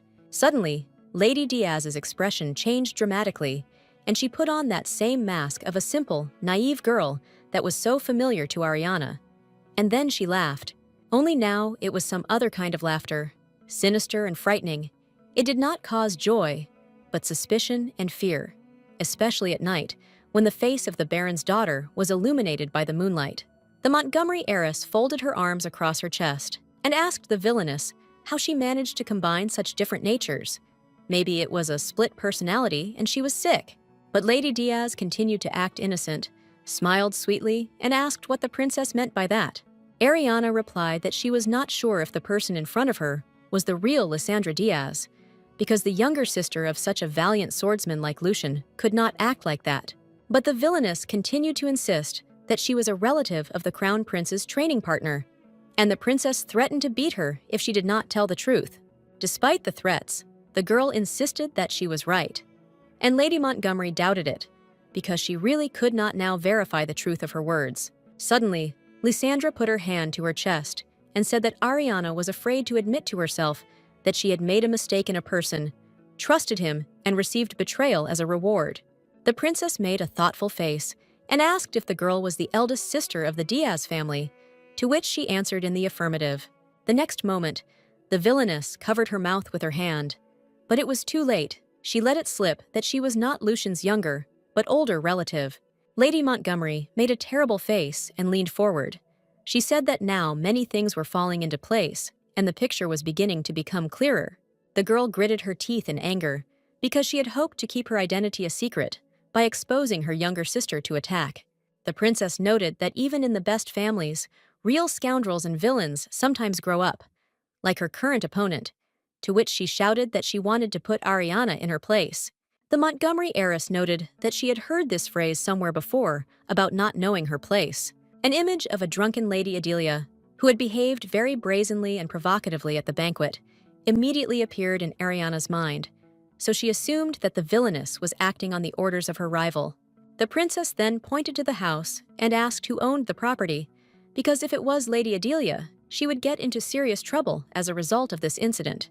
The elder sister tried to object, but Lady de Cartouche threw her cloak on the floor and said that their conversation was at an end, after which Ariana began to demonstratively roll up her sleeves and say that it was the bad girl's turn to get what she deserved. The Baron's daughter raised her hand in fear and began to ask for leniency. She suddenly clearly realized that she was about to be beaten, which she categorically disagreed with. The villainess said that she was an aristocrat from the ancient Diaz family, and in addition, she was a lady, therefore she was untouchable, to which the princess replied that it did not matter. Then the fake Lysandra started talking about how much her little sister loved her and how she would cry and grieve if something happened to her. Ariana looked up at the dark night sky and laughed, then added that these pathetic attempts to avoid punishment were not capable of affecting anything. The Montgomery heiress came even closer and stopped. She thought for a second and said that, all right, she would make an exception for little Lysandra, because she liked her so much. Then the princess smiled and added that her punishment would be reduced to a simple but severe beating right here and now. And when a frightened and surprised Diaz asked what the mitigation of punishment consisted of, Ariana noted that the attempt on the life of a member of the imperial family was actually punishable by death. Lady de Cartouche's face became very serious, and she added that in such cases, by law, the heads were cut off not only of the culprit of the crime, but also of the members of his family. This news plunged the villainess into real horror, because she could not even imagine that this whole undertaking would turn out in such a way against her and the members of her family. Montgomery's heiress went on the offensive, saying that she would hit hard and painfully, but carefully. The eyes of the Baron's eldest daughter were wide open, and genuine fear could be seen in them, because the threat of ending her entire family was quite real. The Diaz heiress closed her eyes and began to look for justification for her actions, saying that she had no idea that everything would go so far. The very first blow threw the villainess to the nearest tree. From the strong push, she hit her back painfully on the rough bark. Ariana laughed and added that she would also show mercy and not touch the sweet face of the Baron's eldest daughter. Having pinned the girl against a tree, Lady de Cartouche began to hit her on the body, and she tried to resist and began to scream that the princess would become a real punishment for the crown prince. Hearing such words, the Montgomery heiress said that for such statements, she would inflict additional blows. Finally, the Baron's eldest daughter could not stand the beatings and slowly slid down the tree, saying that she sincerely felt sorry for Prince Cotton, who was doomed to suffer with such a monster as Ariana. After such revelations, the princess even lost heart. Her face changed, and she said that the stupid villainess did not understand anything about her relationship with Guido. Lady de Cartouche continued to stand with a thoughtful expression on her face and repeat the crown prince's name. The elder sister Diaz burst into tears and demanded that the princess immediately shut up, because the privilege of calling the heir to the Myrta Empire only by his last name was granted only to her family. Hearing these words, Ariana immediately smiled and said Guido a few more times, and then thought that the guy's life was not easy since he was surrounded by such people. The princess looked at her dejected opponent and asked if she didn't understand that her advances towards the crown prince were doomed to failure because she was becoming intrusive. Then Lady de Cartouche looked around the building and said that if the Baron's daughter really wanted the best for Cotton, she would stop persecuting him. Suddenly, somewhere nearby, a quiet rustling sound was heard, which Ariana did not pay attention to, and it was a powerful magician casting an ominous spell. Dark magic enveloped the fallen bandit lying on the ground, causing his body to move and shake. At some point, the convulsions stopped, and the hand, controlled by magic, began to make smoother movements. The Montgomery heiress was still smiling, but she already felt the threat hanging over her, and therefore reacted instinctively. As soon as an alarming rustle was heard behind her, the princess leaned her hand on the floor and tensed up, preparing to jump. The next moment, a terrible blow fell upon the ground. It was so strong that the floor slabs cracked and fragments of stone flew in all directions. Thanks to excellent reflexes and good preparation, Ariana managed to do a forward somersault just before her opponent landed, in the very spot where she had stood a second ago. Spinning in the air, the Montgomery heiress was very surprised by such unprecedented dexterity from a simple street robber whom she had recently laid out with the simplest of techniques. Having landed successfully on her feet, the girl began to quickly assess the changed situation. Lady de Cartouche looked closely at her opponent and noticed how much damage he had done to the floor covering. What was supposed to happen to the guy who lay defeated and suddenly stood up and broke through the stone slabs on the floor with his bare hands? The Baron's eldest daughter, who was sitting on the grass leaning against a tree, watched what was happening in horror. She was shocked by what she saw. Judging by her panicked reaction, Ariana concluded that the villainess was completely unaware of this new threat that had suddenly loomed over the princess. The robber's face was distorted by a grimace of pain and rage. He now hardly looked like a human being at all. The Montgomery heiress straightened up and looked at her new enemy. Now she clearly understood that a person with a magical gift had intervened in the matter. But there was no time to think for long. The bandit rushed to the attack and tried to hit the princess in the face with his fist. Using her agility and flexibility, Ariana managed to dodge, so that the hand with clenched fingers flew a few centimeters from her cheek. The thought flashed through Lady de Cartouche's mind that this man's behavior was not at all like that of the bewildered robber whom she had easily overpowered a few minutes ago. Meanwhile, the magician who cast this spell and turned the weak robber into a beast was surprised to note that the princess turned out to be much stronger than he expected, because she was still alive. The sorcerer decided that he had enough of playing around, and it was time to put an end to this duel, because he had come here precisely for this purpose. Finding herself at some distance from the enemy, the Montgomery heiress began to catch her breath and think that dark control magic was involved here. Now, Ariana realized that she had underestimated the enemy, who had decided to take precautions in advance and prepared a backup plan in case the bandits' first attack failed. The next moment, the princess heard the whistle of a dagger flying straight at her head. The Montgomery heiress was no longer able to dodge this throw. She closed her eyes, expecting a blow, but instead she heard a loud ringing sound, like that which happens during a sword fight. For the first few seconds, Lady de Cartouche did not even open her eyes, because the sound was so sharp and strong that it deafened her to some extent. When the ringing in her ears died down, Ariana carefully opened her eyes and was shocked by what she saw. It was Cotton, who deflected the flying dagger with the blade of his sword, managing to point it out a split second before it would have struck its target. The princess's eyes widened in realization that Guido had just saved her life with his skill. With one hand, the crown prince grabbed Lady de Cartouche and pressed her to himself, while with the other, he covered them with his sharp blade, from which the thrown dagger bounced off. An angry growl was heard behind Cotton, as the enemy, enveloped in magical power, prepared for a new attack. However, Guido was an experienced fighter, accustomed to responding to threats from different directions, so he was constantly on edge, ready to repel an attack. The prince turned around just as the bandit ran up to him and struck the attacker with the hilt of his sword, causing the enemy to gasp and fall to the ground.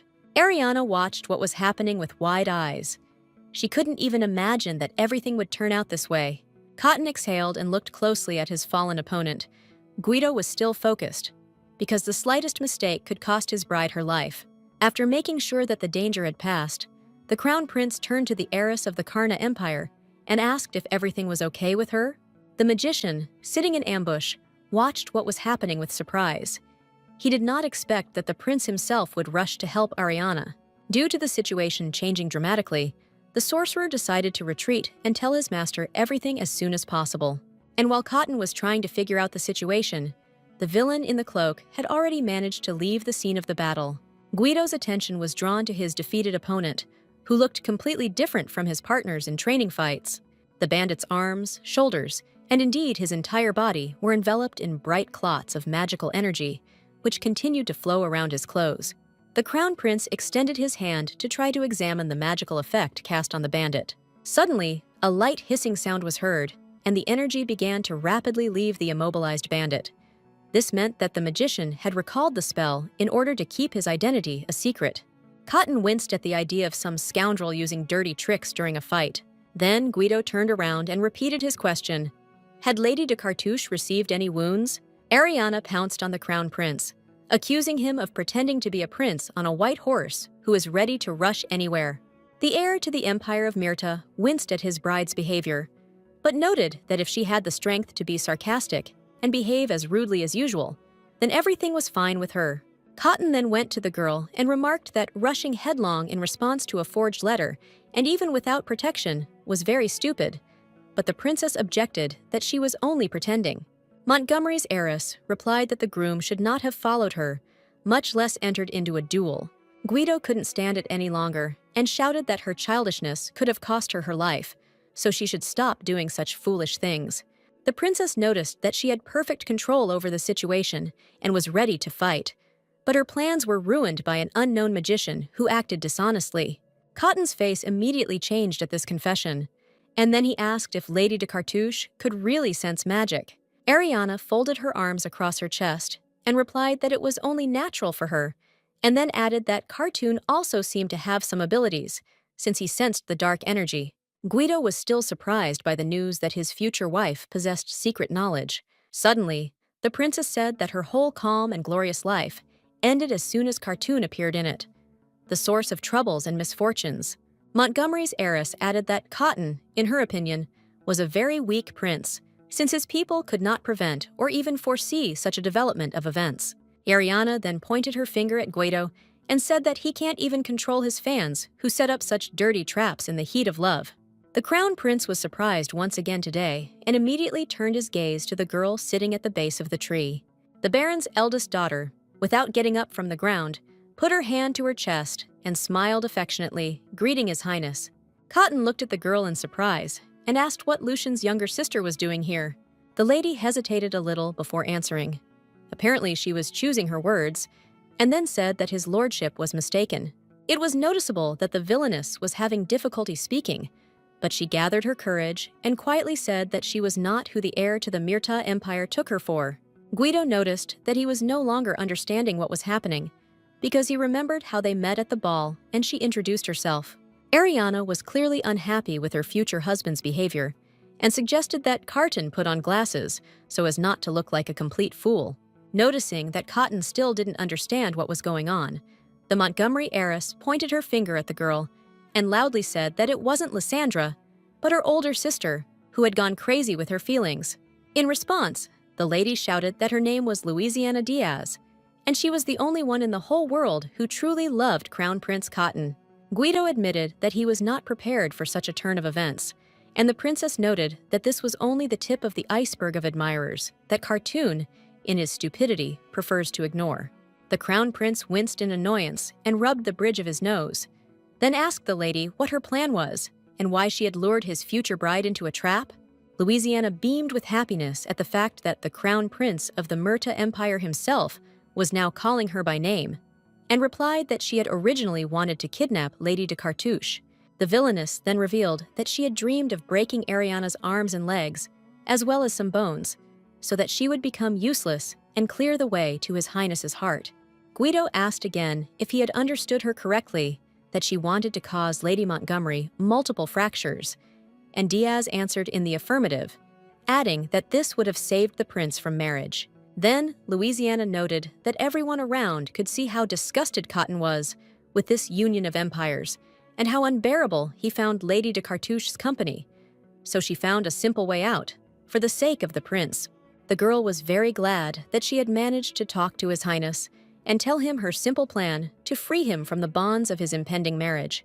Cotton turned to Ariana and remarked that he didn't know what to do in this situation, to which she replied that it was none of his concern. After which, the Montgomery heiress began to roll up her sleeves and noted that she would solve this problem herself immediately. The princess added that she would now show the weak and spineless Cartoon how to resolve issues of a forceful nature, and then moved towards the tree under which the baron's eldest daughter was sitting. Lady de Cartouche smiled and said that she had managed to track down the real criminal and the customer, and that the prince was too naive and trusting to conduct any interrogations. Cotton watched in amazement as the heiress of the Karna Empire approached Louisiana to teach the villainess a good lesson. Suddenly, the Baron's daughter jumped up from her seat and began to shout that she did not understand why events were unfolding in this way. The prince and princess froze in place and looked at Louisiana in bewilderment, and then, almost in unison, asked what she meant. But Lady Diaz was not going to calm down. She continued to insist that all this was wrong and that it should not be like this, and then began to stamp her foot in a fit of hysterics. Ariana looked calmly at the girl and replied that everything was fine. They were just discussing how the Baron's daughter would now be punished. Louisiana looked at the princess in horror, and then turned her gaze to the prince, and then asked him to refute Lady de Cartouche's words.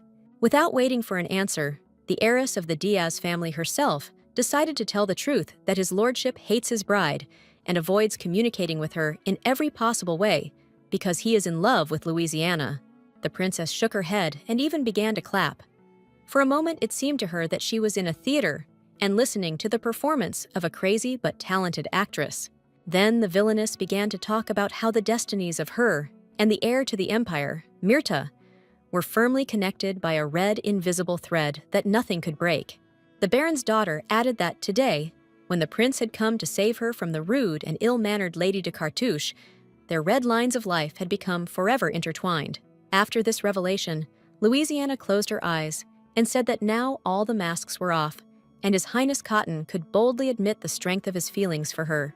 After a pause, the villainess noted that the crown prince no longer had to hide from others, because the power of their love would overcome any obstacles in the way. Guido was in a state of shock all this time. Of course he knew that he had fans, but he could not even imagine that the situation with the mind of one of them had gone so far.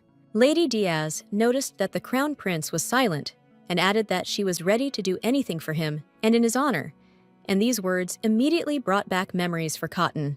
A bloody candlestick in a woman's hand and a wooden parquet floor covered in scarlet stains of fresh blood. The prince stands in the middle of the room and looks at the little girl who has just committed a terrible crime.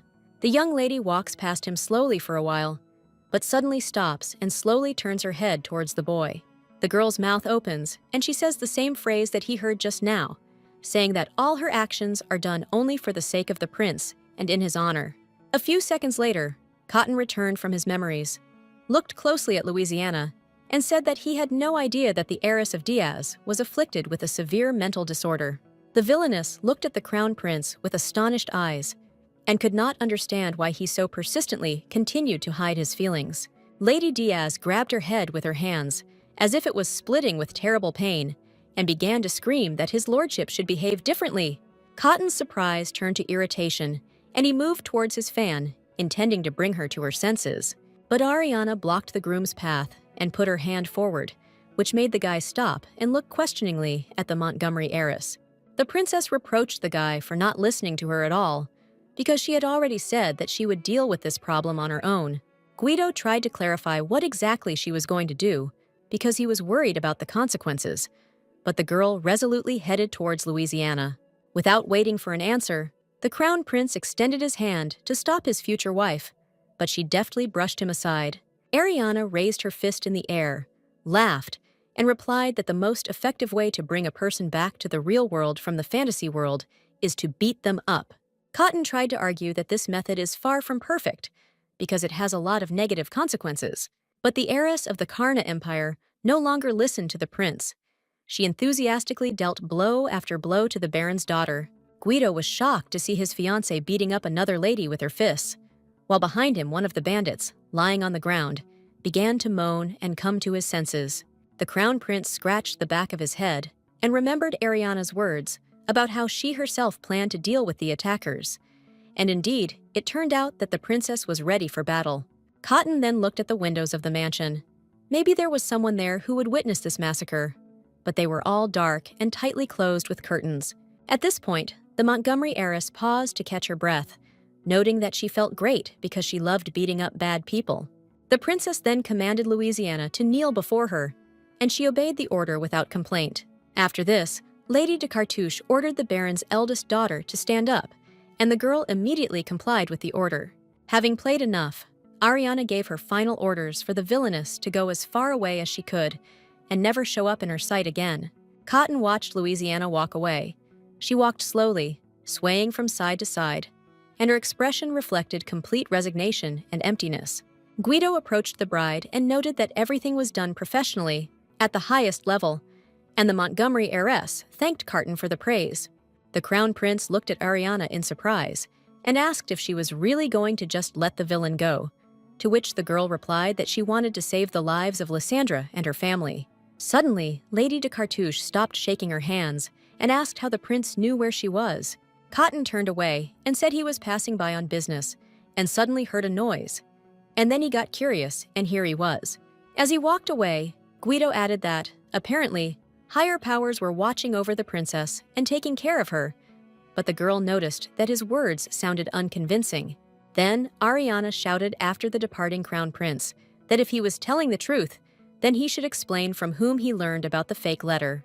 The heir to the Empire of Myrta covered his face with his hand in annoyance that his deception had been so easily exposed. The princess looked at the night sky and added that, most likely, Cartoon came to her chambers, found out information from the maid, and then went here, to which Guido asked the girl to shut up. Lady de Cartouche continued to gloat as they left the grounds of the mansion, calling the prince shy and pointing out that he was blushing with shame. Continuing to cover his face with his hand, the crown prince finally couldn't take it anymore and said that saving Ariana was his mistake.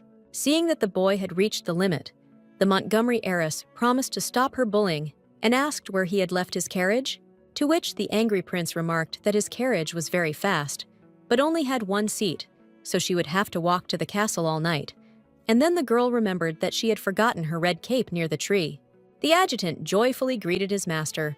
All this time, he patiently waited at the entrance to the mansion. Cotton ordered the unconscious bandits to be arrested, and his sword and the princess's scarlet cloak to be found and returned, after which the assistant rushed to carry out the order. Pulling back the latch on the carriage, Guido asked how Ariana could tell that the girl was not Lysandra, since she looked so much like her. The princess leaned on the offered hand to climb onto the step and replied that she had some ability. Lady de Cartouche's face suddenly became serious, and she added that she was an excellent judge of people, or rather, of their inner world.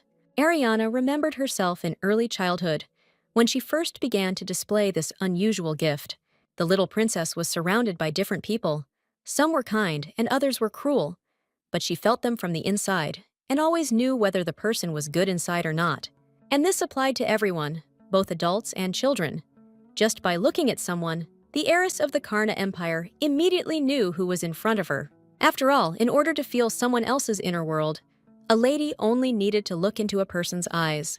After hearing this short confession, Cotton assumed that this was some kind of special feminine skill, to which Ariana replied that this ability has a very specific name, female intuition, and she has it especially well developed. Finding herself almost in the carriage itself, the girl said that she understood everything the moment she saw Cotton for the first time. At first, Guido did not answer this, but simply lowered his head and thought for a while. The heir to the Myrta Empire suddenly realized that everything his bride had told him was true. Then the crown prince looked straight into Ariana's eyes and asked what exactly she saw in him on the day they met. The Montgomery heiress laughed and replied that she had realized one simple truth, that it was not Cotton in front of her, but Cartoon, after which the princess settled comfortably on the soft seat. But Guido did not go inside. He got angry at such words and reminded her that this carriage was a single-seater. Ariana noted that he was talking nonsense again because there was so much space inside, but the crown prince was not going to give up so easily and repeated his words about there being no room for her here. After a short squabble, Cotton finally gave in, and they went together. But as an excuse, the prince said that he considered the carriage a single-seater because no one else rode in it. Once home, safe in her own bed, the heiress of the Karna Empire could not sleep for a long time because she recalled the events of the previous evening and reproduced individual fragments in her memory. In addition to following simple instructions, Ariana conducted a short interrogation of Louisiana and found out that the mansion where she was lured was owned by acquaintances of Lady Adelia, a lover of alcohol. The Montgomery heiress twirled a lock of hair around her finger once again and thought about the fact that her rival, although a villain, had made sure that the evidence was only circumstantial, not direct. Lying in bed, the princess decided that she did not intend to harm Lysandra's family, and therefore would not publicly announce the events of this evening. But Lady de Cartouche had no intention of forgiving this attack, for which bandits had even been hired, villain, and the customer of this crime at all costs. Then the girl's thoughts switched to another topic, because she did not go through this test alone. The Crown Prince played a decisive role in this adventure, because without him, everything would have ended sadly, and she would not be lying in her bed now. The Montgomery heiress closed her eyes and imagined what would have happened to her if Cotton had not arrived in time. Guido acted boldly, decisively, and did not hesitate when it was necessary to defend and attack, so Ariana mentally thanked her savior. As she was falling asleep, the princess had the idea that she should write him another letter. Morning came, and the sun's rays, passing through the window, flooded Lady de Cartouche's entire room with bright light. However, the princess did not wake up of her own free will, but because she was woken up, this was an unpleasant fact, and the girl replied that she wanted to sleep a little more and asked not to be disturbed. But the maid replied that, unfortunately, her mistress did not have such an opportunity, because a guest had come to see her, and he was already waiting for a meeting. After some time, when Rin had put the princess in order, Ariana went out into the guest room and froze in place. Because Lysandra was sitting there, she did not expect to see her at all. The Montgomery heiress greeted her and asked what brought Lady Diaz to her house at such an early hour. The Baron's youngest daughter immediately jumped up from her seat and began to shower her with pleasantries, and then greeted him according to all the rules of etiquette. Lysandra lowered her head and was silent for a moment, and then began to apologize for what happened last night. The young lady covered her face with her hands and added that she knew about the mental state of her relative, and also that she was literally delirious with dreams and empty fantasies about His Serene Highness the Crown Prince. The Baron's daughter noted that she had learned of Louisiana's attempt to harm the princess, but Ariana laughed and interrupted the girl, saying that she was fine, because she had won. Lysandra raised her face and began to cry loudly, repeating the name of the heiress of the Karna Empire, which Lady de Cartouche did not like at all, and she asked to stop the hysteria immediately. Ariana then smiled and added that she didn't get a single scratch, so her friend shouldn't worry so much. At these words, the Baron's youngest daughter began to sob even harder, saying through her tears that the princess was a noble lady, since after everything that had happened, she took pity on them and allowed them to escape execution.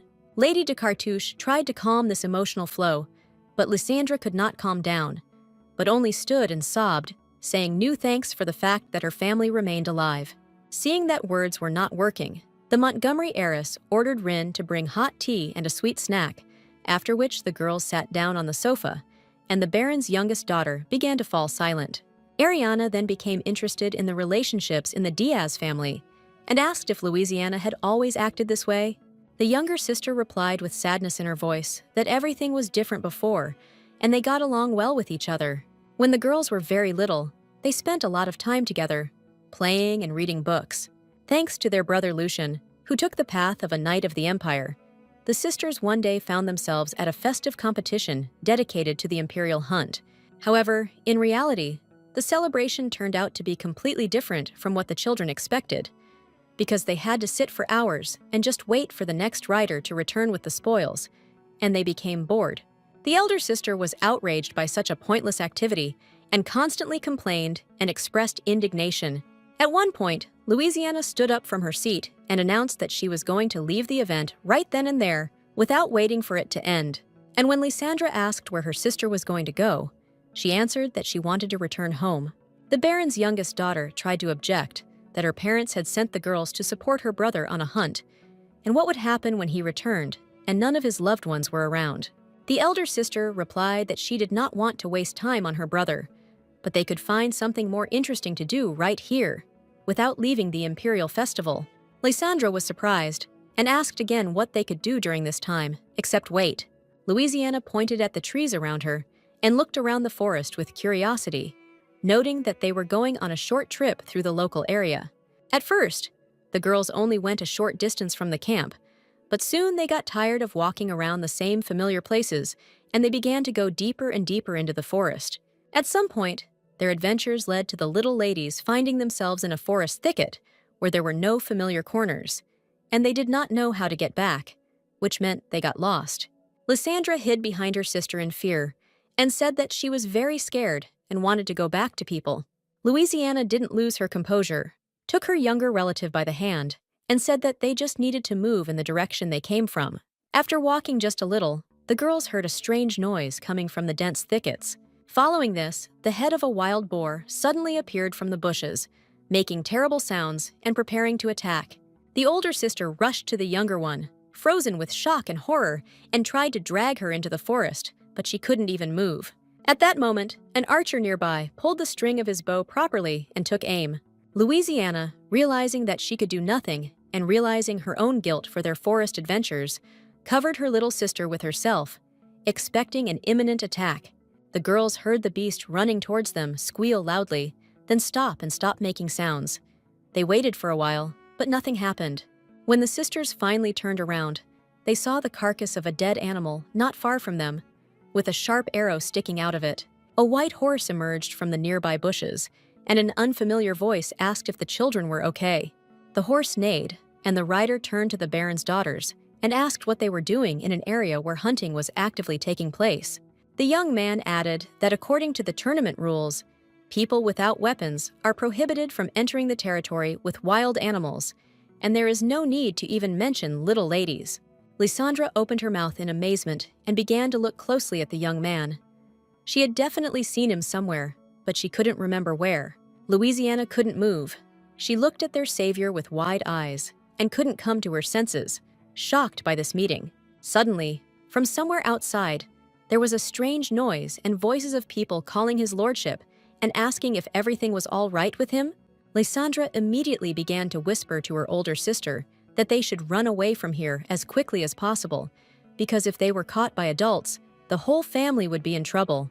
Before she finally disappeared from sight, little Lady Diaz looked at the young man, but he had no intention of pursuing them.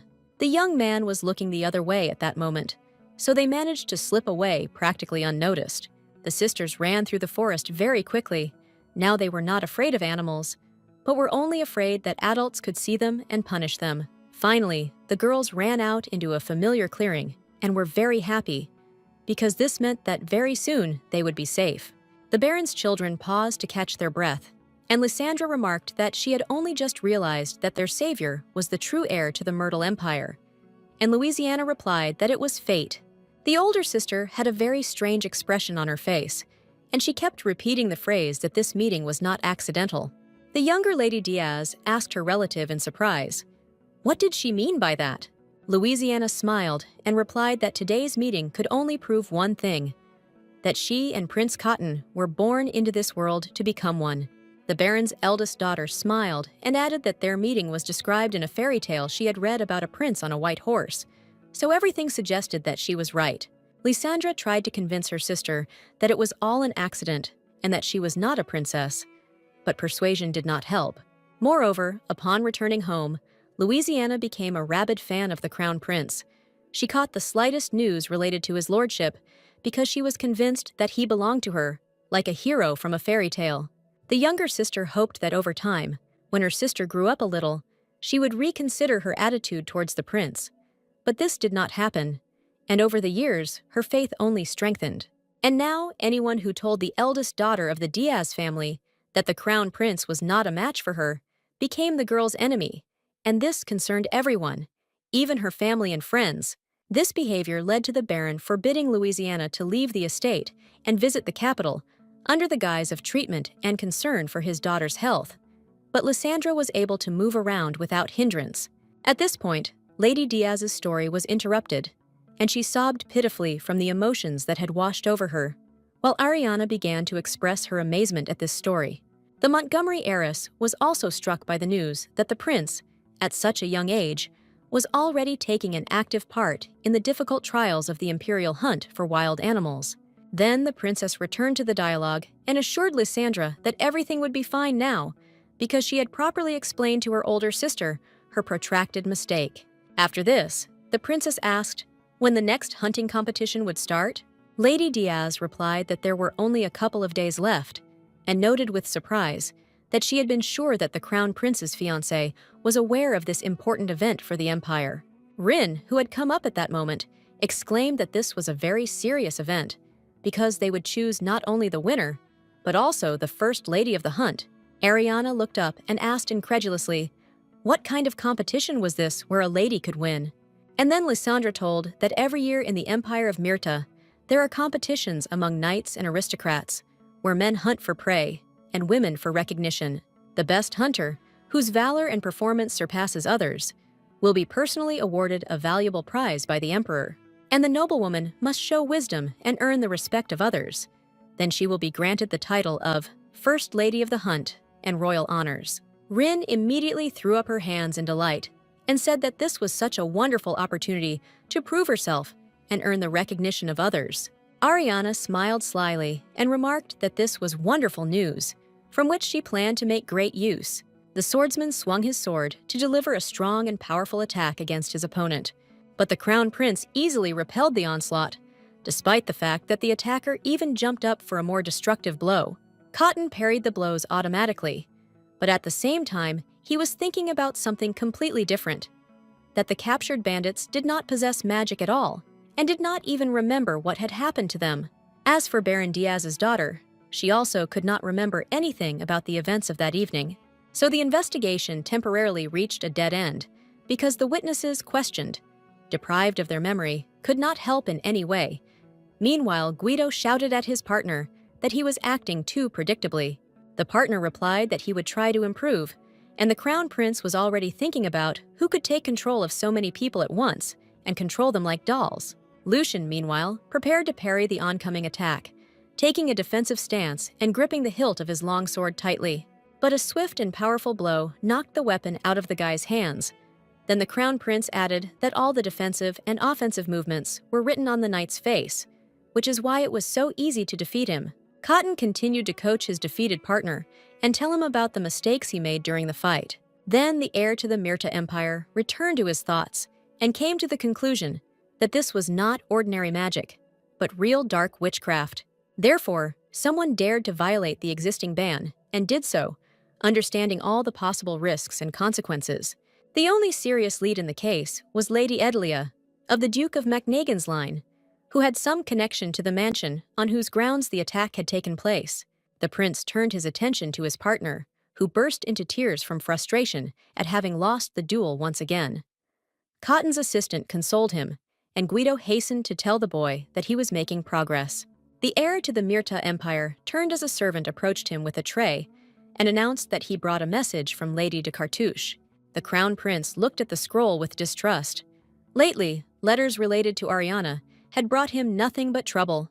Finally, Cotton picked up the paper and with a quick movement of his hand, unfolded the message right in front of him, and then began to read. Guido tensed up inside, but the very first lines were not at all what he expected from the Montgomery heiress. Ariana wrote that she remembers what the crown prince did for her and feels she should speak out about it.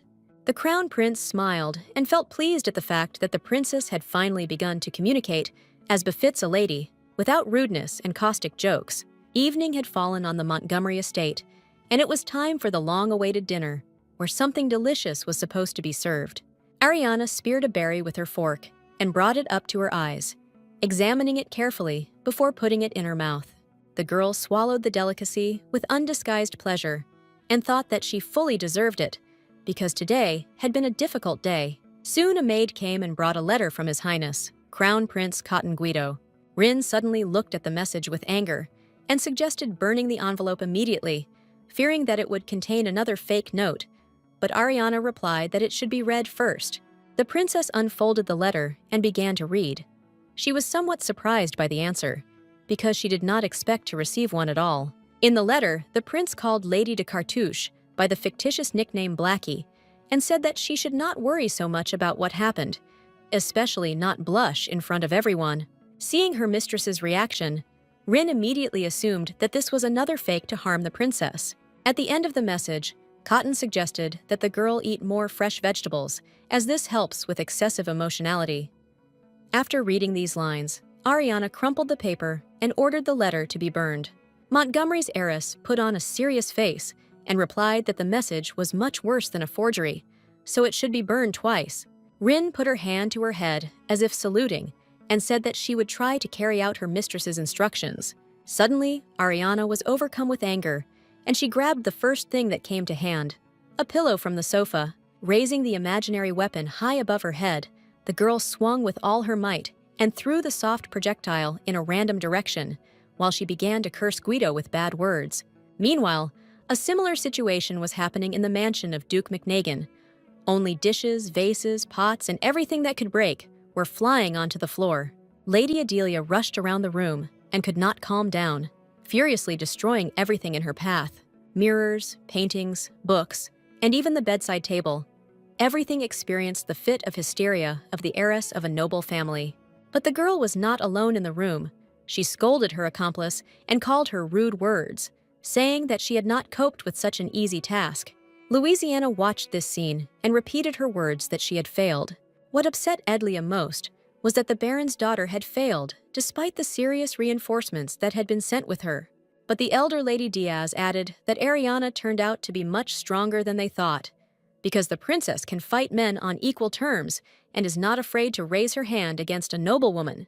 The Baron's daughter lowered her voice and added that she had now suffered the most terrible punishment, the Crown Prince's hatred instead of love, so she would no longer interfere with Lady de Cartouche. Then Louisiana remarked that if Adelia confessed everything, she could avoid punishment. But the Duke's daughter was furious at these words and began to shout that she could not be frightened by empty threats.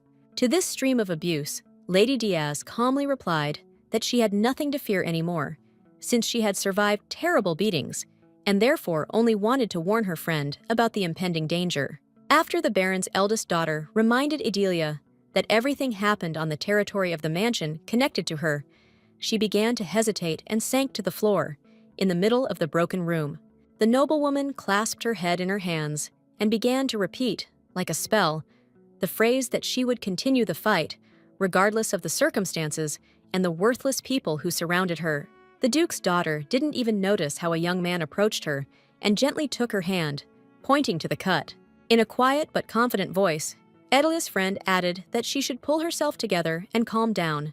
Then the aristocrat took a bottle with some herbs and began to drip from it onto the open wound on the noblewoman's hand, saying that he wanted to make sure that there was no scar left on the skin. After finishing treating the cut, the young man continued to calm Adelia down in every possible way. Then the Duke's daughter's acquaintance smiled and reminded her that an imperial hunt was to take place soon, where the First Lady would be chosen. The McNagan heiress immediately responded to these words, saying that this title should belong to her because she deserves it more than others. The girl clutched her red dress with her hand and added that no one dares to encroach on this title except her. Then Adelia's face became very serious, and she noticed that she was ready to take any risk and sacrifice for the sake of victory. Hearing these words, the young man smiled broadly. He liked the readiness of the McNagan heiress for new active actions. Then the guy added that he wanted to help the aristocrat achieve what she wanted, and therefore he had prepared a rare gift for her. The princess's apartment had an exit to its own balcony, which was accessed through transparent doors. Ariana got out of bed in the middle of the night and thought that endless massages and baths with rose petals are certainly nice. But if they don't give you food, you can die of hunger. In addition, due to the excess of heavy jewelry, the girl's neck and back ached, which she couldn't forget about for a minute. Suddenly, the world around seemed to hear her cries for help, and the wind opened the doors to the balcony a little in front of the Montgomery heiress. The princess felt a surge of freedom, and before her stood the opportunity to break out of this captivity and go to where there would be peace and plenty of food. She went out onto the balcony and put her foot on the parapet. Ariana thought that she would have time to rest and improve her health with abundant food before the start of the imperial hunt, because the maids would always help her. The maids were already waiting for their mistress, right under the balcony. They held the edges of their dresses with their hands and respectfully greeted their mistress. Lady de Cartouche was pleased that the servants shared her impulse and were ready to support her in difficult times. One of the maids suggested that the princess was so perfect that she didn't even need to sleep at night. But other girls rejected this assumption, noting that sleep improves the condition of the skin and therefore is an essential means of rejuvenation. Eventually, the servants came to the conclusion that their main concern was to help Lady de Cartouche take her place of honor as First Lady of the Hunt. The Montgomery heiress was very glad to hear that such care was being taken of her, but she thought to herself that during her nightly adventures the previous day, she had had an opportunity to escape, but she had missed it. For some time, the two maids argued about which piece of jewelry would be more suitable for the heir to the Karna Empire. Others were putting on makeup and expensive bracelets at the same time, and everyone was very engrossed in the process and asked Ariana to wrinkle her forehead as little as possible. But at some point, hunger and fatigue prevailed, and the Montgomery heiress began to cry, remembering how good and well-fed she felt in her home. One of the maids began to ponder out loud what kind of dress would best suit the princess, to which the lady replied in despair that she would agree to the first one that came her way, to which the girl immediately protested, declaring that the heiress of the Karna Empire could only appear in high society in the dress in which she would shine brighter than anyone else. Rin then pointed to the clothes rack and asked what outfit she should get for Lady de Cartouche, to which the princess replied that she wanted to wear the dress hanging to the left of the others. But the maid was not satisfied with this answer, and she asked the lady to at least look at the wardrobe. Then Ariana reluctantly turned her head and began to choose. After thinking for a moment, the aristocrat pointed her finger at a dress with a long blue belt. Then the heiress of the Karna Empire added that she wanted to wear this outfit made of translucent fabric on top. And as a base, underneath, she wants to use this long mother-of-pearl dress. Afterwards, Ariana gave a thumbs up and noted that this is her final wardrobe decision, so she wants to get dressed in it as soon as possible. Rin began to think out loud about what kind of jewelry would be best suited to hide the exposed parts of her mistress's body. But then Lady de Cartouche turned to her maid and asked why she was hesitating instead of simply carrying out the order. The maid raised her fists and replied that she wanted to think through every detail of the outfit, including jewelry, so that her mistress would look dazzling. The Montgomery heiress smiled and said that the girl shouldn't try so hard, but Rin couldn't be stopped and declared that she would make a dress worthy of a fairy. The preparations were long and meticulous. All the maids tried very hard to give their mistress the most attractive appearance possible and used a lot of tools for this. At the very end, the princess's hair was decorated with a beautiful hair clip in the shape of a large blue butterfly. The maids were very pleased with the result and watched with delight as the final touches were given to the image. Despite the joy of the maids, Ariana's face expressed sadness and melancholy because she paid for this beauty with hunger and all kinds of deprivation. Then the princess smiled and added that she did not understand this jubilation because she was so beautiful every day, and not just today. Rin dreamily closed her eyes and noticed that Prince Guido would once again be struck dead by the sight of this unprecedented beauty. Lady de Cartouche made a terrible face and tried to assure those around her that all these preparations were not for cotton at all, but for high society. Then the Montgomery heiress raised her hand and pointed out the fact that the crown prince did not care about a person's appearance. Otherwise, he would not be able to move away from the mirror. After that, the princess announced that it was time for her to leave and headed towards the exit. But Rin asked in surprise if the lady was really going to leave the mansion without an escort. The other maids were also confused. They thought that the heiress of the Karna Empire would wait for cotton, and then they would go together. But Ariana replied that she would travel alone just fine.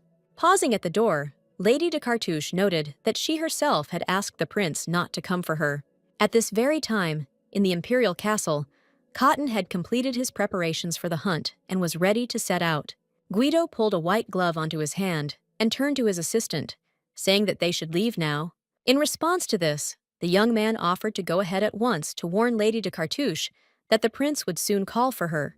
To this, Cotton replied that there was no need, since he had not planned to accompany Ariana, but had immediately planned to go to the hunting competition site. At that moment, the prince remembered the lines from the letter of the heiress of Montgomery, where she promised to beat the groom if he decided to come to accompany her. Guido turned around at the assistant's question and informed him that Lady de Cartouche herself did not wish to be accompanied by anyone on her trip to the event. The servant looked after his departing master and noticed that the prince was depriving himself of a rare opportunity to be the first among other nobles to behold the beauty of the heiress of the Karna Empire. And as the young people walked down the corridor, the adjutant talked about the strong impression Ariana had made at the engagement banquet, to which the crown prince replied that people had problems with their eyesight. But the adjutant could not calm down and continued to argue, and then said that this was all because His Highness divided people into only two classes, with which the Crown Prince categorically disagreed. Then the guy stopped and added that, indeed, within these two sorts, there is also a classification of higher and lower characters, but this does not change the overall picture. Cotton turned away and walked further down the corridor, noticing that the assistant did not know him at all, but he did not calm down and said that he had served the Crown Prince for many years and therefore knew him well. Guido replied without turning around that the guy could lose this position at any moment, but the adjutant only smiled, thinking that he would definitely leave this post someday, but not today. The weather outside was clear, and the royal tents were located right under the open sky. The Empress tapped her finger in a long black glove on the armrest of her throne and said that she did not like the place that had been chosen for the competition because it seemed dangerous to her. The Emperor responded with surprise that he had raised his son to be strong, and therefore these conditions should be acceptable to him, to which the Queen retorted that she alone was involved in raising the heir. The master of the Myrta Empire immediately fell silent. He felt awkward, because he really hadn't spent much time with the Crown Prince. Suddenly, the noise of an approaching carriage was heard outside the tent, and all the guests turned in that direction, and then moved to meet the important person. The carriage, drawn by white horses, stopped, and a knight ran up to it, opened the door, and offered his hand to help the lady safely get off the ground. Those around her watched with bated breath every step of Her Highness, who slowly placed her shoe on the footstool. Then Ariana leaned on the hand offered to her, fixed her hair, and smiled sweetly at everyone. The reaction of those around was similar to what the Montgomery heiress had already seen at the ball in honor of her engagement. Girls were speechless, and guys fainted, struck by the beauty of the bride. Cotton's adjutant was also struck by Ariana's beauty and noted to himself that the hunt had not yet begun, and many had already suffered serious harm to their health. Guido smiled widely and greeted the heiress of the Karna Empire at the opening of the royal hunting competition. Lady de Cartouche responded with the same friendly expression and remarked that she was very glad to see her fiancé in good health, while she herself thought how unpleasant it was for her to see Guido. The emperor was happy to see the young people communicating kindly and pleasantly, although he did not hear how they whispered their dissatisfaction to each other. Cotton whispered that if Chernish wanted to make a scene, she shouldn't hold back, and the girl replied that Cartuna shouldn't tell her what to do. And anyway, there was no point in talking to her. Despite their welcoming smiles, the bride and groom found it extremely difficult to endure joint events, but their status and the opinions of others forced them to keep themselves within limits. Ariana caught the crown prince's attention and asked him what he thought of her new dress. The Montgomery heiress then lifted the edge of the garment and showed Guido how easily the light fabric fluttered as he moved. Cotton was a little embarrassed and said that he did not understand why Lady de Cartouche was wearing such an unusual outfit. For a moment, the crown prince stood and looked at the hem of the dress, wondering what his bride was up to this time. What should he be afraid of? Then the guy decided to speak out on this matter and added that it was probably extremely uncomfortable to sit and walk in such an outfit, to which Ariana only smiled. The king watched his son and daughter-in-law closely and was very pleased with the fact that they began to communicate and even joke with each other. After waiting for a moment, the emperor stood up, coughed, and asked for a moment of attention. The ruler spread his arms wide and thanked those gathered for deciding to take part in the tournament, and also added that, according to his information, the golden boar was hiding somewhere in the forest. The crowd of participants immediately began to mutter about how this legendary beast was of enormous size and strength, and in general, it was more often seen in the book than in reality.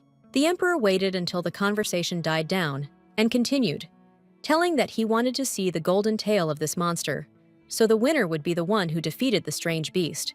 After this, the king added that the status of First Lady of the Hunt would be given to the noblewoman who would be kissed by the winner of the competition, and all the aristocrats began to animatedly discuss this news. Then a servant came forward and announced that all knights should prepare for the start of the royal hunting tournament. The ladies tried in every way to motivate and set their gentlemen up for success, because the couple received a double prize, an award from the hands of the emperor for the man, and the status of First Lady of the Hunt for the winner's girlfriend. Ariana turned to her maid and said that she had once read in a book about this golden boar, and it was really huge. Rin smiled and asked if the lady really believed that the beast was as big as they wrote in the fairy tales, to which the princess replied that she would only say for sure when she saw it in person. Suddenly, the maid saw that her mistress was doing some strange manipulations with her hair, and she asked what was going on. The princess smiled cheerfully and adjusted her wig on her head, and then asked the maid if she wanted to see the tail of this terrible beast before it fell into the hands of Emperor Murta. Reen and the young man from the retinue stared with wide eyes at the transformation of Lady de Cartouche. They were so shocked by what they saw that they seemed to be speechless. Finally, the guy got a grip on his emotions and was able to exclaim that this simply couldn't be. But the Montgomery heiress could not answer him because she was no longer in the tent, and this greatly agitated the bystanders, since a fair-haired guy was sitting on the princess's chair. The unfamiliar young man, with Ariana's eyes, winked cheerfully and said that sometimes even impossible things happen. On the lawn outside the imperial tents, young ladies, acquaintances of the heiress of Duke McNagan, gathered to discuss current news and the royal hunt. People around her praised their friend Idelia's new hair accessory and said that it suits her very well. The duke's daughter replied that it was indeed an unusual hairpin, as it was made to special order in a single copy. Then the girl put a cup of aromatic tea on a saucer and added that she was very glad to see familiar faces, because they would witness her imminent triumph. After that, Edelia took out an unusual brooch that shimmered from the inside and noted that today would be a special day for everyone. Lysandra took Louisiana's hand and pulled her insistently because she wanted them to share the joy of communicating with the princess. The persistent younger sister was very eager to find Lady de Cartouche to express her warmest feelings to her personally and welcome her to the royal hunting competition. But the young noblewoman could not find Ariana, although she had already looked into every tent, and she knew for sure that the crown prince's bride had arrived at the event an hour earlier. As a result, the aristocrat came to the conclusion that the heiress of the Karna Empire, if not on the territory somewhere nearby, then went somewhere, perhaps even deep into the forest, where hunting takes place. After wandering around the camp a little more, and once again checking all the places where the princess could be, the girls approached the edge of the safe territory and stopped. Their search had definitely reached a dead end. The young noblewomen did not know what to do and silently looked at each other, hoping that someone would offer the right solution. The girls looked with some fear in the direction of the dense green forest, where at that moment the competition had already begun, and hunters from all over the empire were actively searching for the main prey. The adjutant accompanying the crown prince expressed dissatisfaction with the fact that His Highness was clearly not eager to get the main prize and was not looking for the beast at all. Cotton did act a little strange for a hunter. He lay down on his horse, letting it choose the path on its own, and he himself did nothing at that time, only looked at the trees. Guido replied that with such words, the assistant was only insulting the king's horse, whom he trusted completely, but the boy continued to insist that they should hurry.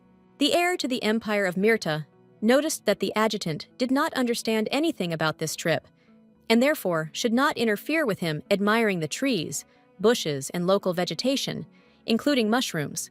However, Giron continued to insist on his position. He drew level with the master's horse and asked why the crown prince did not want to hunt.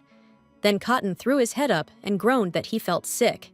Guido's face twisted in disgust, and he said that it wasn't the event itself that angered him, but the award that the winner was to present to the first lady of the hunt. After all, if he wins the competition to catch the beast, then the father emperor will insist that his son give a kiss to his bride, and he is disgusted by even the thought of touching her. Sir Tyroman closed his eyes and noted that he simply loved hunting and wanted to see how the crown prince hunted. Then Cotton asked why the adjutant himself did not go hunting. Suddenly, the young men heard the sound of tramping, and the adjutant pointed his hand at a deer that quickly ran out of the forest thicket. But right before their eyes, someone's well-aimed arrow caught the animal. Only a professional hunter can hit a moving target with an arrow, and the prince and his assistant were very surprised to see such a high level of skill and practice. Guido laughed, saying that Giron was so good at hunting that he could shoot a wild animal with his finger. Then the crown prince began to look for the shooter, and soon a young, unfamiliar nobleman with blonde hair and his henchman appeared from the bushes. The archer glanced at the young men sitting on horses and who had become accidental witnesses of his prey. But as soon as their gazes met, the stranger froze in place for a moment. Cotton looked into those large, dark eyes, and they seemed very familiar to him, but he couldn't remember where he had seen their owner. The next moment, the unknown hunter turned sharply on the spot, and ordering his partner to follow him, took off running. Tiraman watched the fugitive with surprise, and noted the fact that no one had ever run away from a meeting with the heir to the Mirta Empire so quickly, abandoning their prey. Guido put his hand to his chin and thought deeply. This was all really very strange. With each passing second, the fugitives moved further and further away from the meeting place with the crown prince, with the hunter running first and the servant barely keeping up. At some point, the assistant could not stand it any longer and stopped. He was very tired and asked Sir Thomas to take a rest. Because there was no pursuit after them, the young archer turned around and began to peer carefully between the trees. Finally, he was convinced that they were not being pursued and allowed himself to relax a little. Ariana put her hand to her chest and said that she really didn't want Sir Thomas, who she pretended to be caught by someone she knew. Finally, the guide caught his breath and said that he thought this was all wrong, and therefore he wanted to go back to camp. The princess exclaimed in surprise that they couldn't give up at the very beginning of the journey because they couldn't even find the golden boar.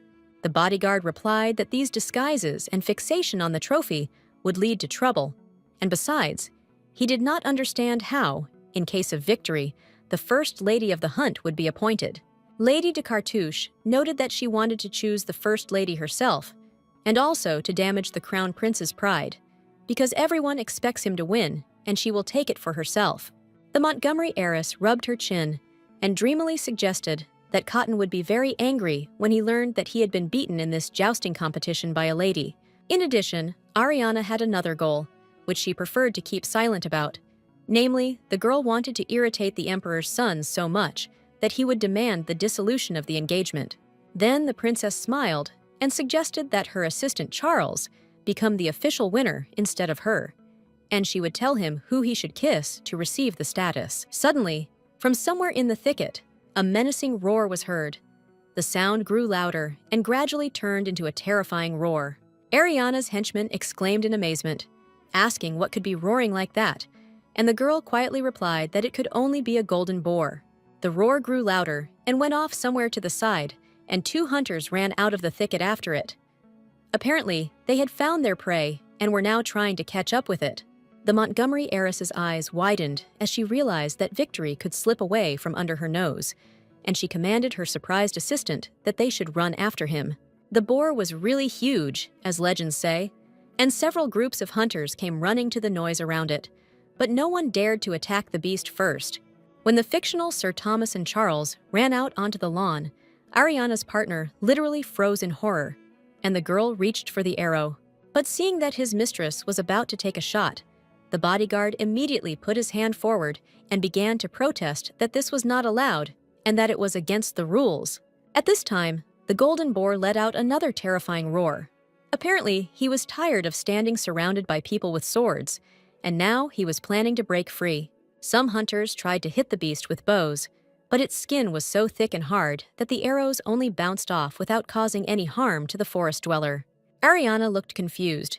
She had agreed with some of Charles's points, and now stood there not knowing what to do.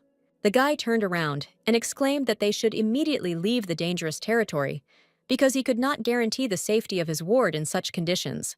The Montgomery heiress looked into the beast's furious eyes and wondered why they called him golden when he was so dark brown, without a hint of yellow or light tint. The princess raised her bow and noted the fact that she was not going to run from anyone, but preferred to fight. The heiress of the empire, Mirta, smiled and added that now she would show all these hunters how to shoot properly. Taking proper aim, Ariana released the bowstring and the arrow flew towards the golden boar.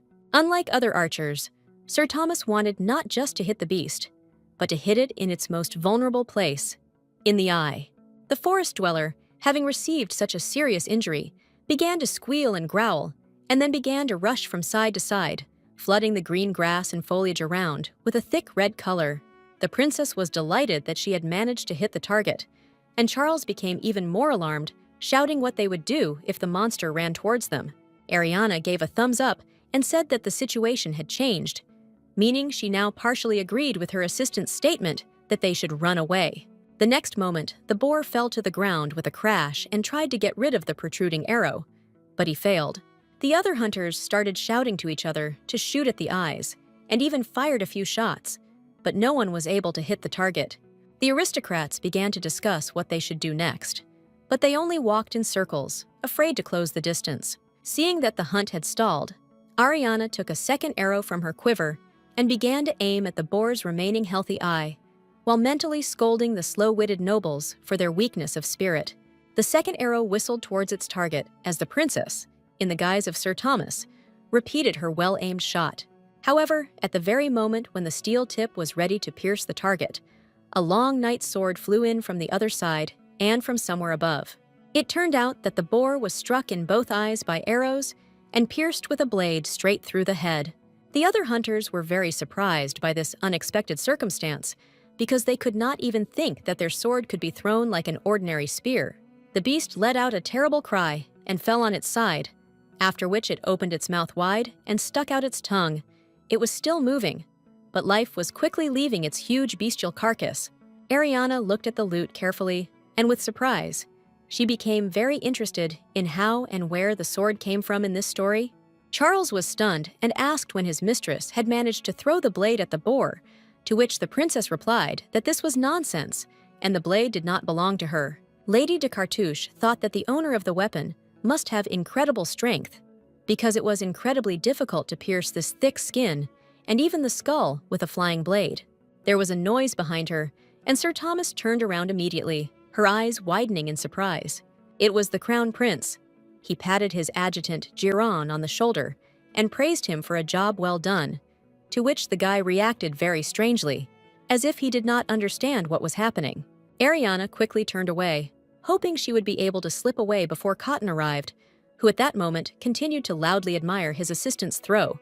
The princess came to the conclusion that the sword must certainly belong to Guido, and also that she needed to get out of there immediately, and she began moving towards the forest. But the next moment, the Crown Prince called out to Sir Thomas, and the Montgomery heiress froze in her tracks. Cotton rode his horse straight towards the stranger and began to question him about his family and admire his archery skills. Ariana tensed up because she couldn't name anyone else but de Cartouche, but then it would immediately become clear that she was from the Empire of Karn, and her cunning would be revealed. So the princess decided that the best way out of this situation was to flee as quickly as possible, and she rushed away. Cotton and his adjutant were shocked that the stranger wanted to leave the conversation so easily, and also that he dared to abandon his henchmen. Charles asked his master whether he should pursue the fugitive, but the prince replied that he should not do so. And then Guido's face became serious, and he added that he wanted to catch up with this ill-mannered boy who allowed himself such antics. The adjutant wished the owner a successful capture, and saw how the Crown Prince reared his horse and then rushed to catch up with the stranger. The heir to the Empire's assistant decided that he could easily find a suitable occupation for himself and looked towards the slain beast. Meanwhile, the other knights surrounded the boar, which had already given up its ghost, and began to praise the strength and bravery of Sir Giron, for they had heard the Crown Prince himself call him the master of the sword. Ariana ran through the forest, not paying attention to where she was going, and thought about why meetings with Cartoon always brought her nothing but trouble.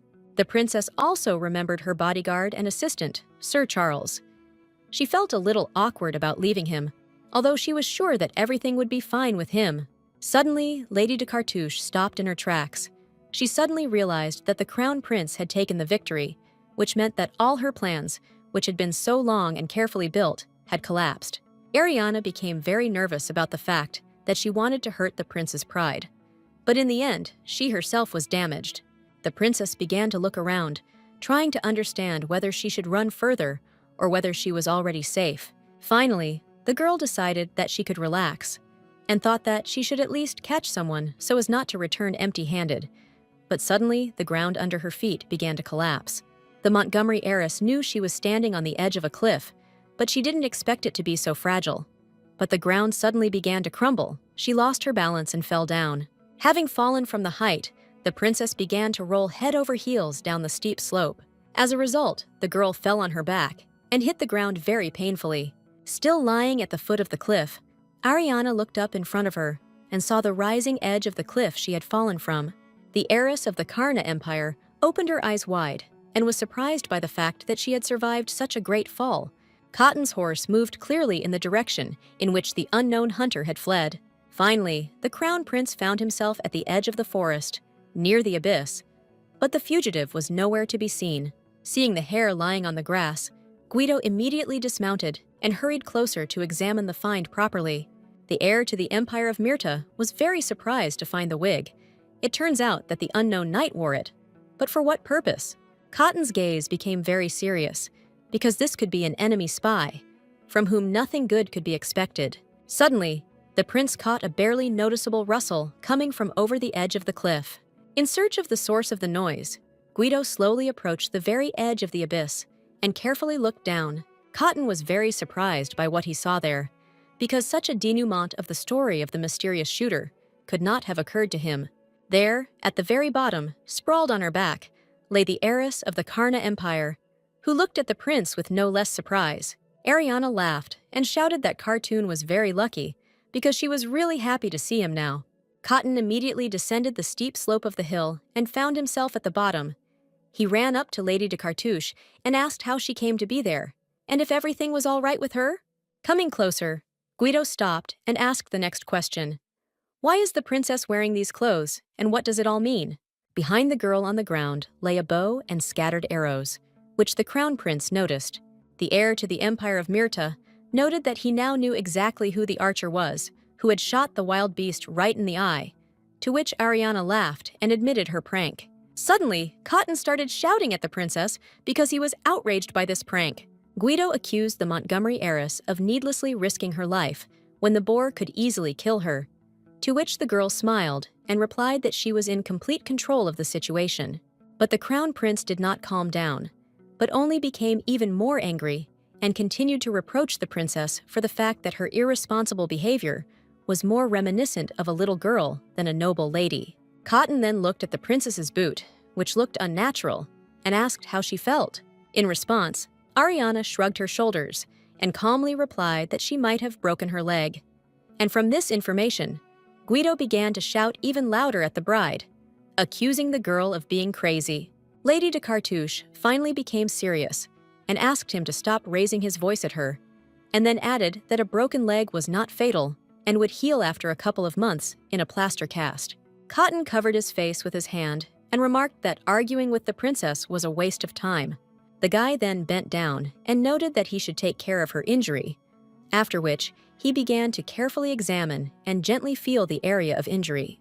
The crown prince lifted the girl's leg and began to carefully remove her white boot to assess the extent of the damage. After performing some manipulations to bend and rotate the foot, Guido came to the conclusion that the bone was not damaged. Then the heir to the Myrta Empire took out a handkerchief and said that the princess had a muscle strain, which he would now take care of. Ariana asked how Cartoon knew about such things, since he was not a doctor, and the crown prince replied that a knight should be able to properly assess his wounds and then applied a bandage. Guido then extended his hand and invited the girl to stand up, leaning on him to get out of there. The Montgomery heiress looked at the prince in surprise and asked how she could get up and walk if her leg was injured. Cotton thought for a moment and sighed, remembering that every meeting he had with Lady de Cartouche had brought him nothing but trouble. The crown prince turned to the girl and held out his hands so that she could climb onto his back. Guido placed his palms directly on the ground to help the bride up and lift her up, to which the princess remarked that she could try to walk on her own, albeit through pain.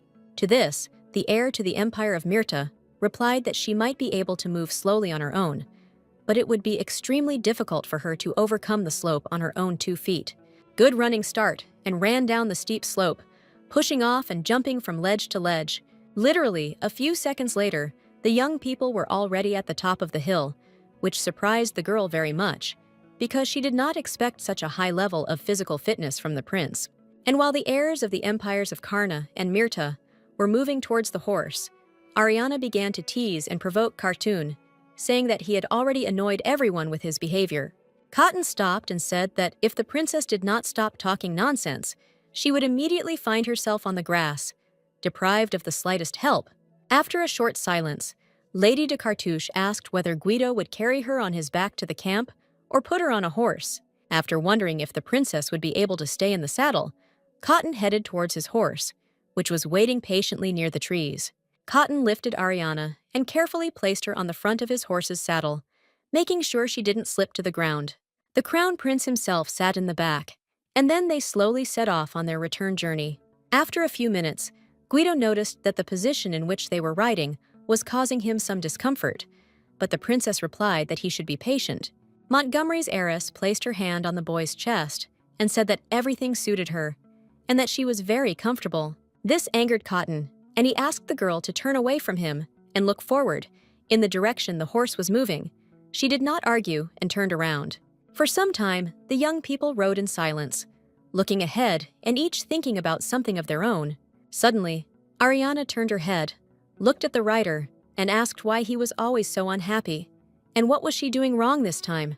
The crown prince said that everything was fine, and that he didn't mean anything by it. He was just lost in thought and wanted to remain silent. And as they rode on in silence, Cotton suddenly remembered that Ariana had been very light when he had lifted her into the saddle, much lighter than he had previously imagined. Guido thought it was very strange, because he had never cared how much the princess weighed, but now he suddenly felt a slight joy from the memory of her. Then the boy remembered how he bandaged his injured leg, and how he wanted to take care of the heiress of the Karna Empire. And while the horse slowly carried the young riders back to the camp, the crown prince reflected on the fact that today he looked at his bride in a new way. The prince and princess were riding under thick trees, and Lady de Cartouche began to talk about how she was very clever and lucky, so that she almost always remained unharmed. Cotton noted that these were very strange words from a man who was forced to ride sideways because he had injured his muscle in an accidental fall off a cliff.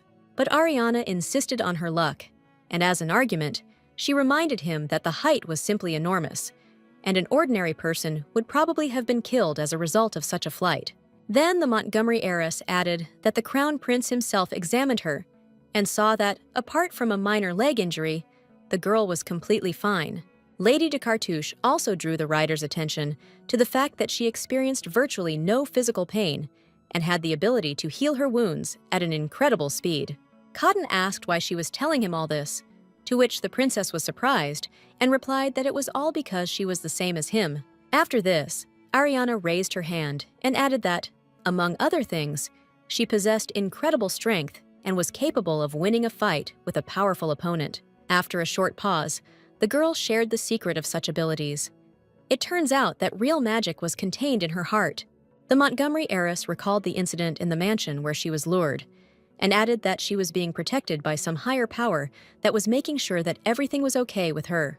Lady de Cartouche looked into the eyes of the surprised prince and added that she felt the same magic in him, which is why he is such a lucky and powerful warrior.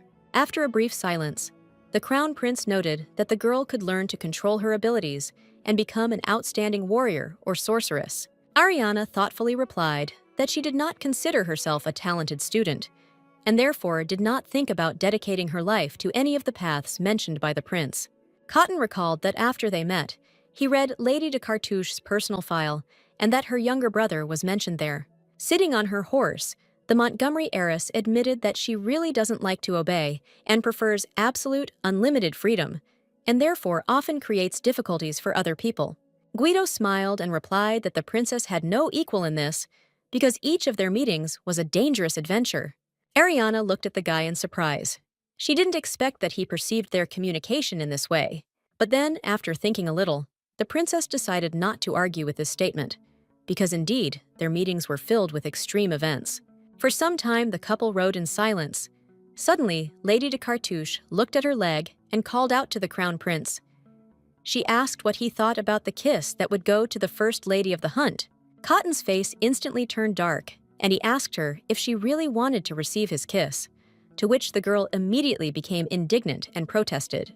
Ariana clarified that, as far as she understood, the crown prince did not intend to win this hunt, since he gave his sword to his assistant, and Guido agreed with these words. The Montgomery heiress immediately smiled and noted that this was wonderful news, which she liked very much, after which the girl raised her finger up and said that she wanted to ask the prince for one favor. After some time, The winner of the imperial hunting competition arrived at the royal tent, and the sky was still clear, with small white clouds.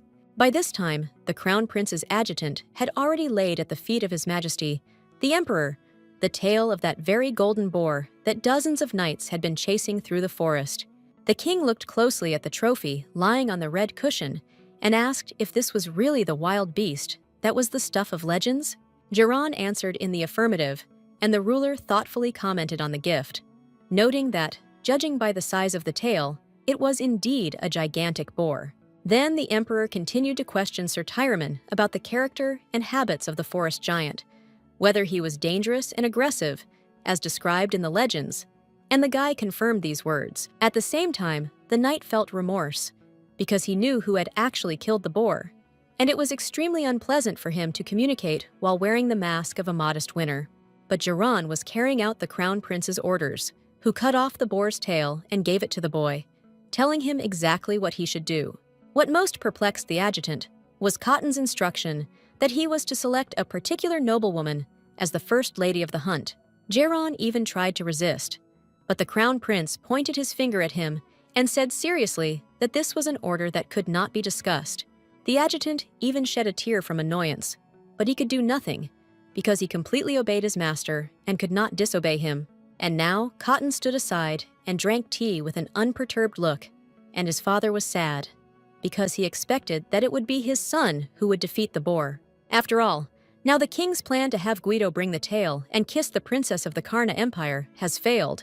Moreover, the emperor was also upset by the fact that Lady de Cartouche herself was forced to hastily leave the event due to poor health. Finally resigned to the fact that everything had not gone according to plan, the king announced that the winner, Sir Jiran Tiromine, could choose a noblewoman who would receive the title of First Lady of the Hunt. The young knight stood up and looked at the group of young aristocratic women who kept their eyes on the valiant winner. The guy looked at their faces, which said, "Choose me," and understood that this was a really difficult decision because you can only point to one and everyone else will be upset. However, Tiromine did not have to choose, which made the task somewhat easier, since he had a direct order from the crown prince. So the adjutant said that all the ladies were beautiful, but there was only one prize. The winner looked at the girls who were nearby, but did not find the one who was supposed to receive the title of First Lady, so he moved on to where more prestigious persons were sitting at tables. Edelia looked closely at Tormund, who moved towards her. She had been waiting for this moment since the very beginning of the hunt. The thing is, her new friend gave her a magical decoration that was supposed to increase her attractiveness in the eyes of the men around her. The guy said that the winner's name doesn't matter. If she wears this brooch, then any aristocrat will only look at her. Eris McNagan checked the decoration to make sure it was in place and waited. But seeing that Tiromine was getting closer to her table, Edelia decided to take off the brooch and put it on the table, because she didn't need any helpers to win. The noblewoman lowered her eyes, anticipating her imminent triumph, because she was sure that no one except the imperial family could compare to the height of her status and physical beauty. And when Jiran came even closer, Lady McNagan could not resist and rose from her seat, holding out her hand to meet the expected kiss. However, the crown prince's adjutant walked past without even looking in Edelia's direction and knelt down at the next table. Those around were stunned by this turn of events, and the young aristocrats cried out in amazement in unison. At that moment, the heiress of McNagan was ready to burn with shame, resentment, and annoyance, because she thought that everything would be completely different. Tiromine closed his eyes, and kneeling, spoke words in which he extolled the beauty of Lysanda Diaz, and declared his desire to give the winner's kiss to her. The girl was so shocked by this event that she couldn't even formulate her answer, and only asked if Jiran really wanted to kiss her hand. Louisiana, who was sitting next to her, covered her mouth in surprise and whispered that she was very happy for her little sister. The young man, meanwhile, took the lady by the hand and demonstratively kissed her, thereby bestowing upon the Baron's youngest daughter the status of First Lady of the Hunt. Then Tiromine added that all the ladies here were beautiful, but none could compare to Lysandra's beauty. The youngest Diaz heiress stood up unsteadily from her seat, her face flushed with color as she was deeply embarrassed by this turn of events. The astonished young ladies jumped up from their seats, unable to contain their strong emotions. At this, Edelia froze in place and began to grind her teeth in anger and despair. Heiress McNagan turned around and screamed that this couldn't be happening because the First Lady title should belong to her. Tyreman and the Baron's daughter turned towards the girl and looked at her questioningly, and she continued, adding that Geron had no right to choose anyone other than her. Then Adelia screamed that such behavior was a direct insult to her high status, which could only be compared to the imperial family. The Crown Prince's adjutant looked at the enraged aristocrat with a cold and calm gaze that did not express any emotion. Seeing that her words had no effect on the boy, Lady McNagan quickly approached the young knight and swung her sword, demanding that he immediately ask her forgiveness for his actions. Suddenly, everyone heard Cotton order the girl to stop, the voice of the heir to the Murta Empire sounding firm and loud. The noblewoman immediately shuddered and stopped, frozen in indecision over Geron. Adelia turned around and began to justify herself to the Crown Prince, but he interrupted her and asked what kind of circus she was setting up here. Guido's look was very stern, and he added that no aristocrat had the right to behave in such a way in the presence of the Emperor. The McNagan heiress's eyes suddenly widened as it dawned on her that she had just committed an unforgivable act of impudence. The king turned in his place and looked in bewilderment at the noblewoman, who had put on an emotional performance in front of everyone. Suddenly, Edel decided to go all the way, and, pointing her finger at Geron, said that she had been terribly insulted by this unworthy man. Guido remembered his recent conversation with Ariana and thought that the trap they had set for the villain who had attempted to kill the princess had worked brilliantly. It was when they were riding together on a horse through the forest that the Montgomery heiress mentioned the expression on Adelia's face. It was as if there was no more important and prestigious person in the world. The prince and princess came to the conclusion that Lady McNagan was too impulsive to control herself, because this aristocrat does not know how to control herself at all.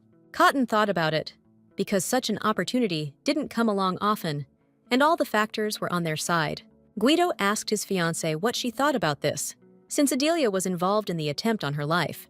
Ariana smiled and replied that this was their chance to sort out the situation, since magic was involved. The Crown Prince's thoughts returned from the past to the present and asked what Lady McNagan meant by insult. Adelia pointed at Geron and replied that he was walking towards her, looking at her, but when he came closer and she stood up, he walked past. Cotton raised his white-gloved hand to his face and remarked that this was a very unusual situation that needed to be looked into.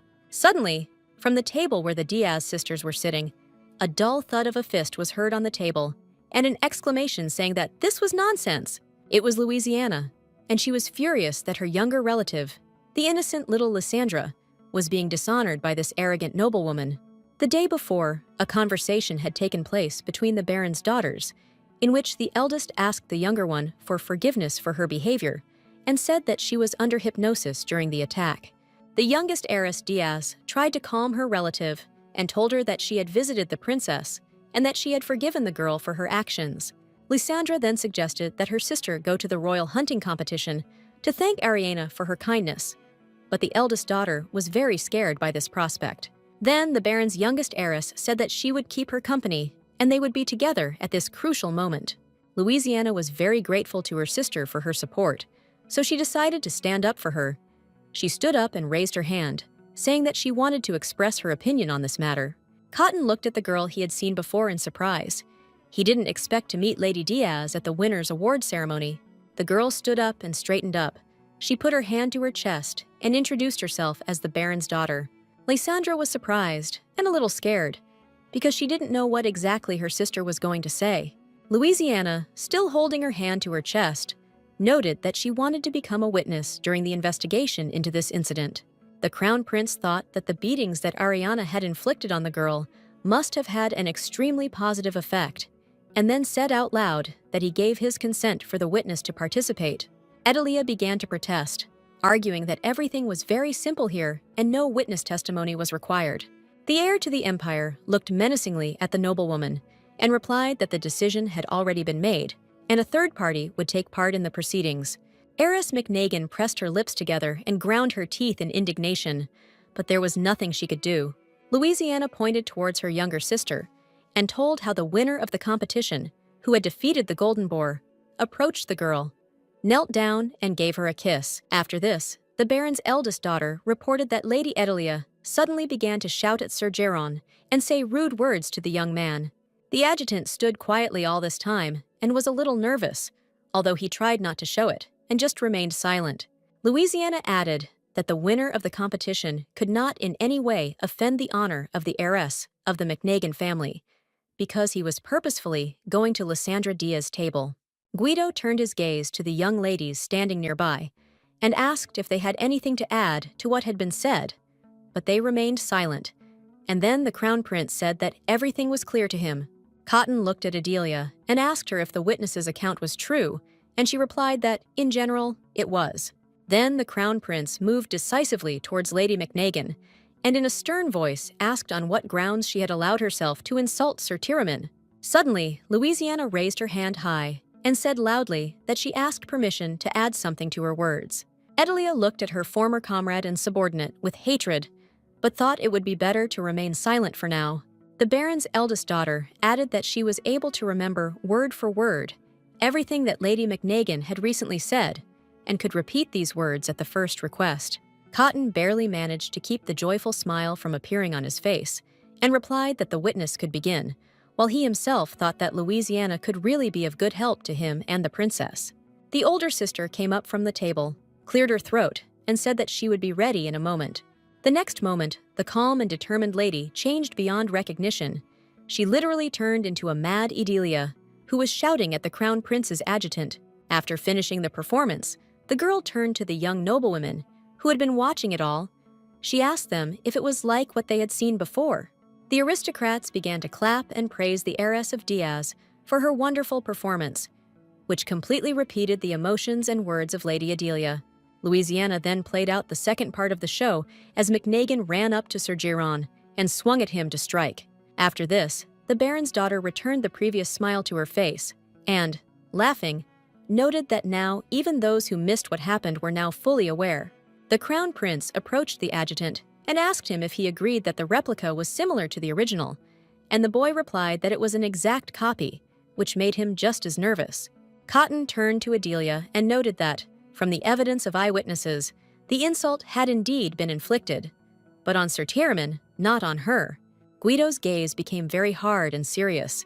He added that, for some unknown reason, Lady McNagan decided to appropriate someone else's prize for herself as soon as she realized that she would not become the first lady of the hunt. Guido reminded the horrified Adelia that Sir Geron was his adjutant, which meant that both the Crown Prince and the Emperor had been insulted, since he had granted to Roman the right to choose the lady.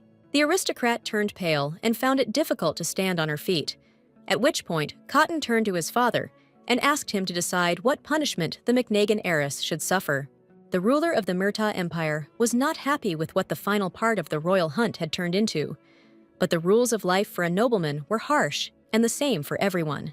Ariana stabbed another portion of fruit from the plate with her fork and asked what punishment the emperor had chosen for the villainess. Cotton, who was sitting on the opposite side of the table, sipped some tea from his cup and replied that the retribution was sending the girl to a convent. The princess was very unhappy with this decision because she had hoped for a more severe punishment. Guido added that, for the daughter of Duke McNagan, this is a very serious blow, which will negatively affect the reputation of the entire family, but the status will allow her to return home in a year. Lady Montgomery grimaced, but replied that this result was also quite good, although she had expected more. Then Ariana stood up and asked if the Crown Prince had managed to find out anything about the connection between Edlia and dark magic, but the guy said that he had not felt anything like that. The princess looked at her fingers and thoughtfully said that it was very strange. Perhaps something had gone wrong, or perhaps the villainess had decided not to take risks in the presence of the king. Cotton glanced at his reflection in his teacup and noted that they were not yet finished with their investigation, and so his men would be keeping a close eye on Lady McNagan. Ariana looked at the prince cheerfully and added that identifying and punishing villains was his direct responsibility, since the well-being of the entire Myrta Empire depended on it.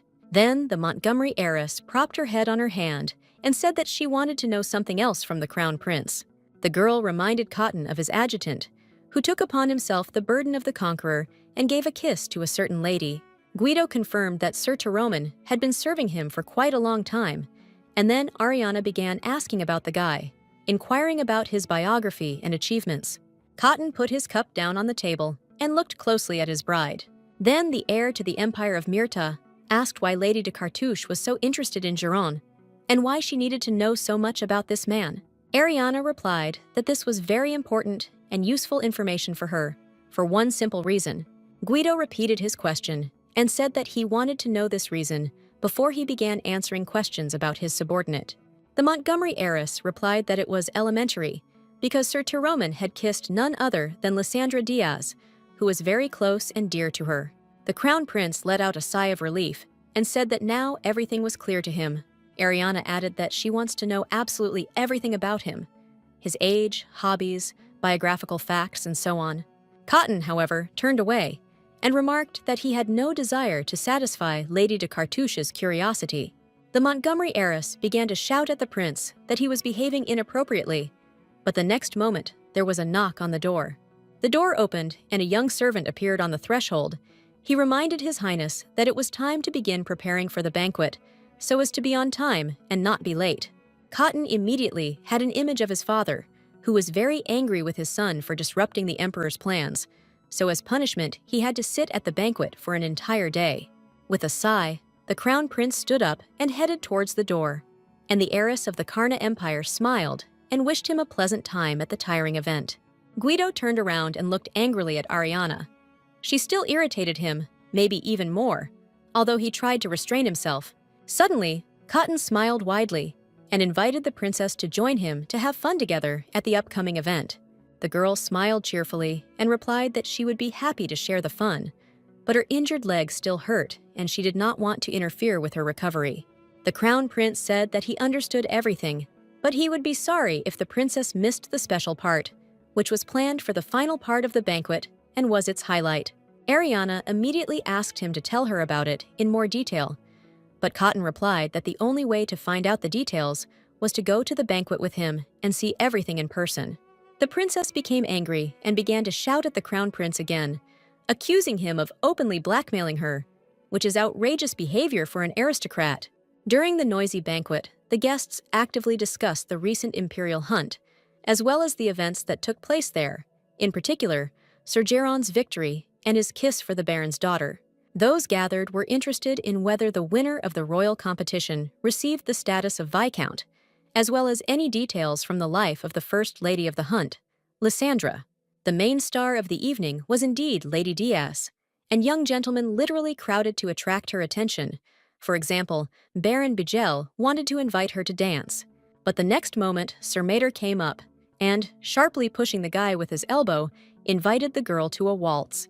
The young men with outstretched hands practically surrounded the first lady of the hunt, which made her feel uneasy because they frightened her with their persistence. Unable to withstand the emotional onslaught, Lysandra blushed, apologized, and ran across the hall to her relative to ask for help and protection. Louisiana was standing near a table with delicious snacks on it. She was standing next to it, eating the treats and laughing at the random gentleman who mistook her for his younger sister. The older sister looked at her relative in surprise and raised her finger to her face, and then began to discuss the topic of how this status of First Lady had brought a lot of trouble and problems into their lives. Finally, the Baron's daughter suggested that her relative faint in order to somehow diffuse the tense situation. Louisiana also suggested that the younger sister should pretend to have sprained her ankle and use that as an excuse to leave the event. And while the Baron's daughters were deciding what they should do to get rid of their suitors, someone suddenly grabbed Lysandra by the hand. Lady Diaz turned and looked in surprise at the young blonde guy, who began to reproach her for just walking around the room. The stranger raised his voice and accused the Baron's youngest daughter of daring to refuse him, the heir of Count Dobrin, a representative of a noble family. Louisiana looked closely at the guy. She had heard only bad things about Count Dobrin's youngest son, and now she was personally convinced of his nasty and arrogant character. The young, impudent fellow continued to be rude and insolent, and then even began to threaten the girl with trouble. But suddenly, he was called out from behind. The Count's heir turned around with displeasure and looked at the man who dared to distract his attention. Sir Dobrin was very surprised to see two Diaz daughters standing in front of him, very similar to each other. Louisiana demanded that the nobleman immediately stop such provocative behavior and leave her sister alone, because if she does not want to dance with him, then he has no right to force her. The Count's son was outraged that someone dared to contradict him, but the elder Diaz only took a deep breath to rebuff the ill-mannered man. A few seconds before, Cotton had been standing bored in the corner of the room, playing with a glass in his hand and watching the wine splash in a clear container. The Crown Prince dreamed of only one thing: for the celebration to end as quickly as possible. Suddenly, a sharp cry made Guido flinch so violently that he even spilled wine on the floor. The heir to the empire, Murta, immediately went to see what was going on and saw Louisiana yelling at Count Dobrin's son, accusing him of harassing his sister. Having assessed the situation, the Crown Prince came to the conclusion that the Baron's daughters were in some kind of trouble. Cotton pointed in the direction of Lady Diaz and told the adjutant that he should look into the matter because he was the one who gave the First Lady of the Hunt the kiss, and therefore was responsible for it. Geron was clearly unhappy with this order because he did not choose the lady himself, but only carried out the prince's order. But there were no options, and the guy went to carry out the new order. Guido watched his assistant go and thought it was very convenient when he could delegate unpleasant work to someone else. The conflict only escalated all this time. The young people shouted at each other, swore and accused each other of inappropriate behavior. Suddenly, Lysandra noticed Sir Tyroman making his way through the crowd towards them. He moved slowly, but persistently, and there was a smile on his face. The Baron's youngest daughter greeted Viscount Jaron in a breaking voice, to which he replied that she could simply call him Sir. The Count's son was so engrossed in his argument with Louisiana that he didn't notice a young man approaching him. All this time, Dobrin continued to squeeze Lysandra's wrist with force, which caused her physical pain and was extremely unpleasant psychologically. Suddenly, someone's strong hand grabbed the Count's youngest son in the same way he had held the Baron's daughter. The young nobleman, surprised, immediately loosened his grip, and the girl managed to escape. Continuing to firmly squeeze and twist Count Dobrin's wrist, Tyroman smiled politely and greeted his offender. Sir Geron then politely remarked that the aristocrat was being too loud and was attracting too much attention. After this, the Crown Prince's adjutant pointed to the door and calmly said that if the Count wanted to challenge him to a duel, he could proceed outside, but making a scene in the palace was forbidden. Hearing about a possible real fight with the Emperor's knight, Dobrin immediately turned pale and replied that he was already leaving. Sir Tyroman then turned to the Diaz sisters and asked if they were all right. Lysandra immediately put her hands to her chest and assured Geron that they were fine. The girl was very grateful to the Crown Prince's adjutant for the help he gave her, because she did not know how to get out of this situation on her own. At this time, at the other end of the banquet hall, 3 young aristocrats were discussing the absence of Lady Adelia, who had never missed such events before. One of the girls said that the heiress of McNagan had angered the king himself, for which she had been punished, and was now under surveillance far from here. After chatting for a while, the noblewomen came to the conclusion that the absence of such an emotional person would be beneficial to any banquet. And then they laughed. These words were heard by a young girl standing behind the column. She was very upset by such news. The McNagan mansion was in chaos. Dishes were flying around the room, glass was falling on the floor, and furniture was broken. The young noblewoman smashed everything she could reach in her path while shouting various curses. In the heat of anger, Adelia didn't even notice how a young guy approached her and quietly called the girl by name.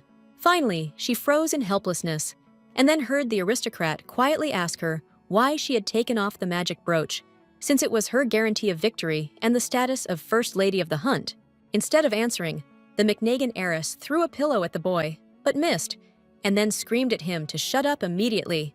Adelia hissed furiously that she didn't need any magic because she had no equal except for the royal family, so she was the most worthy candidate. The noblewoman added that she was the only daughter of a duke, and therefore only the imperial family was above her, and everyone else must obey her. This idea was instilled in the girl many years ago by her dying mother, who blessed the baby to be the most important lady in the empire, not counting the king's relatives. But Adelia was not alone. With her was her sister, who always remained in the shadow of her older relative. Few people spoke about her and rarely remembered her. The girl leaned on the table and loudly said that she was actually more worthy of the title of First Lady of the Hunt because she was better by birthright. And then she added that everyone should have seen confirmation of her high status. But instead, something incredibly terrible and horrible happened. The nobleman stood in the doorway and silently watched as Edel suffered from her failure. To some extent, he was disappointed, as he expected more from her. The guy felt sorry, but not for the McNagan heiress, but for his plan, into which he had put so much effort, and now was forced to fail because of this arrogant person who had ruined his plan. The villain thought about how he could use the girl now, because she was so emotional and reckless that she was simply useless, and maybe even dangerous. Then the guy decided to make one last attempt and try to extract at least some benefit from Edel, because he had already spent quite a lot of time on her. The stranger looked at the brooch, imbued with magical power, and thought that this test would be the last check for the McNagan heiress, and if she failed it, she would be punished. The next day after the banquet, when Ariana woke up and got herself ready, she immediately went to the Crown Prince's chambers to ask him one question that was bothering her. The princess literally burst into the air to the Myrta Empire, throwing open the doors with a sharp movement and starting to reproach Cotton from the threshold for not telling her everything about the end of the banquet. The girl wanted to know what was so important and special that was supposed to happen at the very end of the celebration. But she froze in place, suddenly seeing the queen sitting on the sofa. The empress looked up from her tea and looked at the Montgomery heiress with some surprise, since her haste and rudeness clearly did not correspond to the image of a decent lady. Ariana was shocked that the Crown Prince's mother witnessed her emotional act, as she had put a lot of effort into building her own reputation. Quickly coming to her senses, the princess immediately modestly lowered her eyes, respectfully curtsied, and began to apologize to the woman for her unworthy behavior. The Queen Mother replied that the heir to the Karna Empire had no need to apologize, since she herself had come to her son's chambers uninvited while he was away. Then the Empress smiled and invited the girl to join her, since they had never spoken face-to-face during all this time, but only greeted and said goodbye. Ariana bowed politely and replied that it was a great honor for her to be so close to the Crown Prince's parents, and she gladly accepted the invitation. The maid immediately brought another cup and placed it in front of the Montgomery heiress, after which she promptly filled it with aromatic tea. The queen reminded the princess that she had injured her leg during the hunting tournament and asked how she was feeling, since she had even left the event before it was over. Lady de Cartouche thanked him for his concern and replied that she was recovering quickly, but that the injury was still making itself felt. The Empress replied that she was very happy about this news, and then asked what brought her to her son's chambers, and what important thing she wanted to ask the Crown Prince about the banquet that had just taken place. Ariana said that Guido had intrigued her by telling her that something fun and unusual would happen at the end of the celebration, so she wanted to know what exactly he was talking about. The queen smiled and noted that Cotton must have been referring to the hunter's treasure quest, as it always accompanied the banquet at this time of year. The heiress of the Karna Empire opened her mouth in surprise and asked again what this meant, because this was the first time she had heard about it. The woman took another sip of tea and then told him that there was a legend according to which an incredible treasure was hidden somewhere near the castle, or maybe even inside it.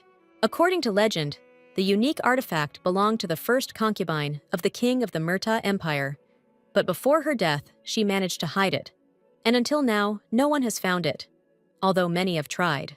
According to the rules, only members of the imperial family are allowed to conduct the search, but since Lady de Cartouche is Cotton's fiancée, she can also join the treasure hunt. The queen then asked if Ariana would like to join the search, but the princess did not answer immediately, but thought about it, because she did not intend to be part of their family and was making plans to dissolve the union. Without waiting for an answer, Guido's mother noted that the treasure was a rare artifact, and whoever found it would be able to fulfill his most cherished wish, but only one. The Montgomery heiress even rose in her chair from this news. She had no idea that such incredible objects existed that were capable of such a thing. However, the Empress added that it is not the artifact itself that grants the wish, but the imperial family that grants the hunter one wish if he finds the hidden treasure. Ariana was shocked by this news and immediately thought that this would solve all her problems, because she could wish for a divorce and become free, as before. Then the girl stood up, put her hand to her chest, and said that she wanted to take part in the search for the treasure, after which the Empress wished the girl success. After this, the Montgomery heiress thanked the queen for a pleasant and useful conversation, and then excused herself and walked out the door, because a plan of action had already begun to appear in her head.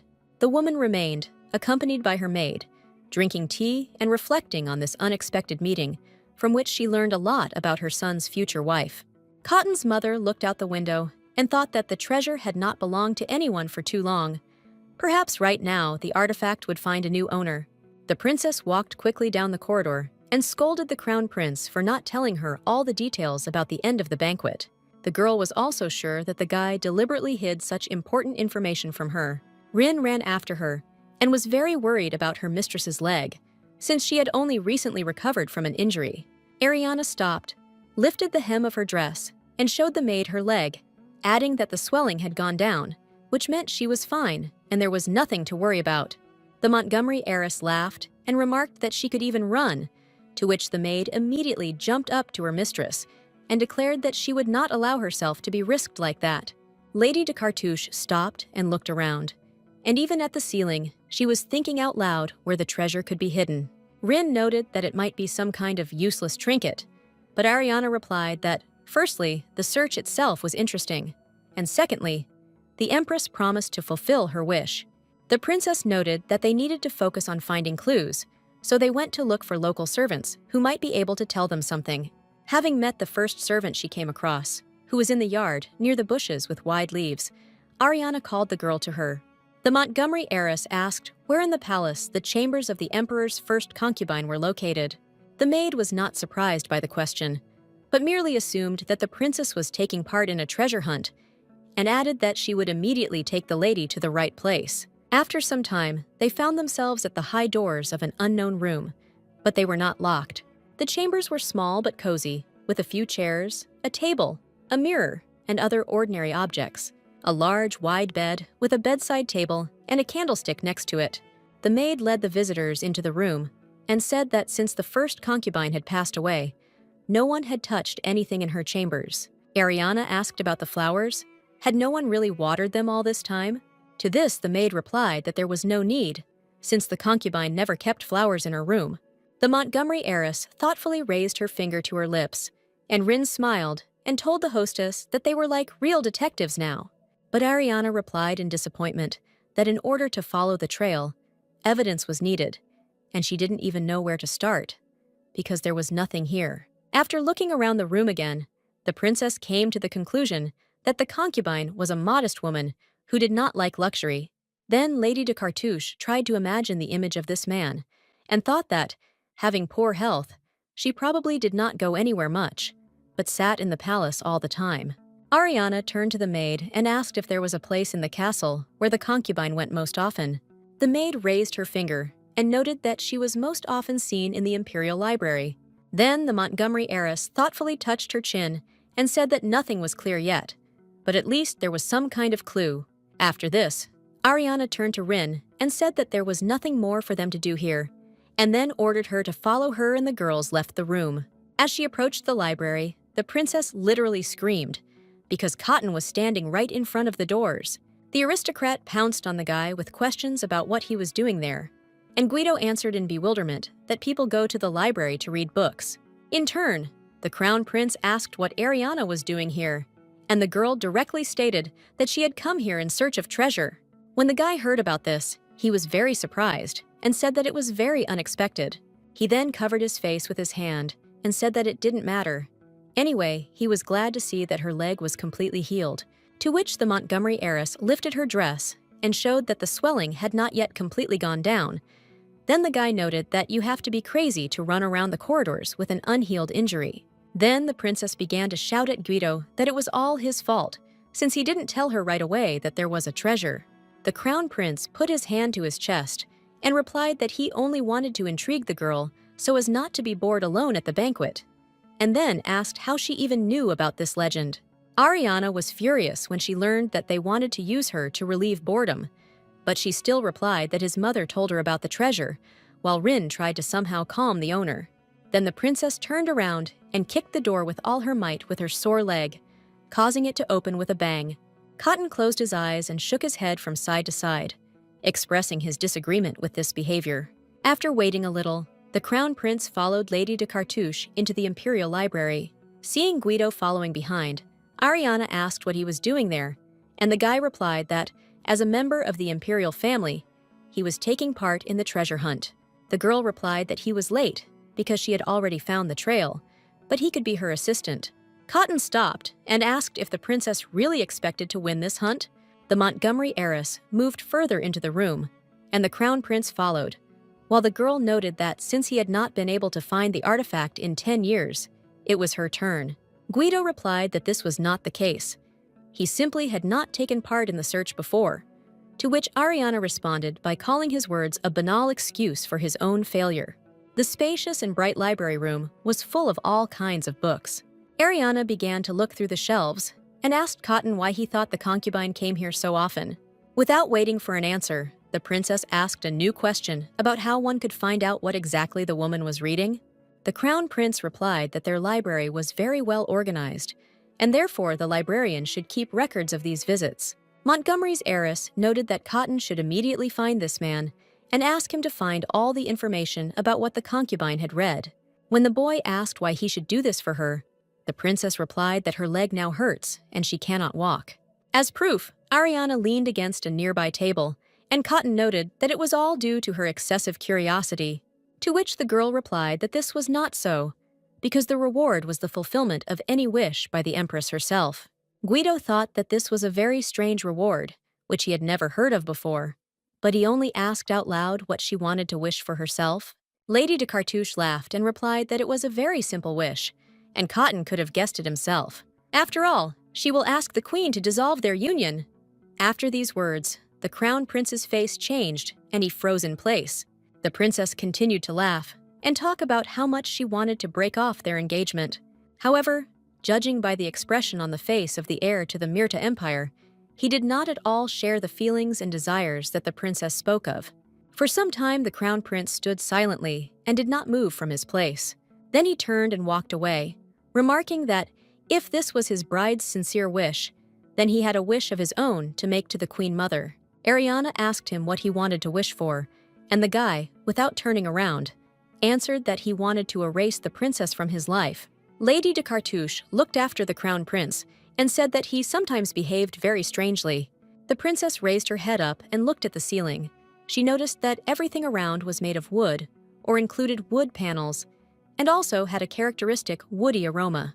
Ariana noticed that even the decorative ornaments on the shelves were carved from wood, making it a true paradise for a wood lover. Suddenly, the Montgomery heiress turned her gaze to her assistant, who looked very sad.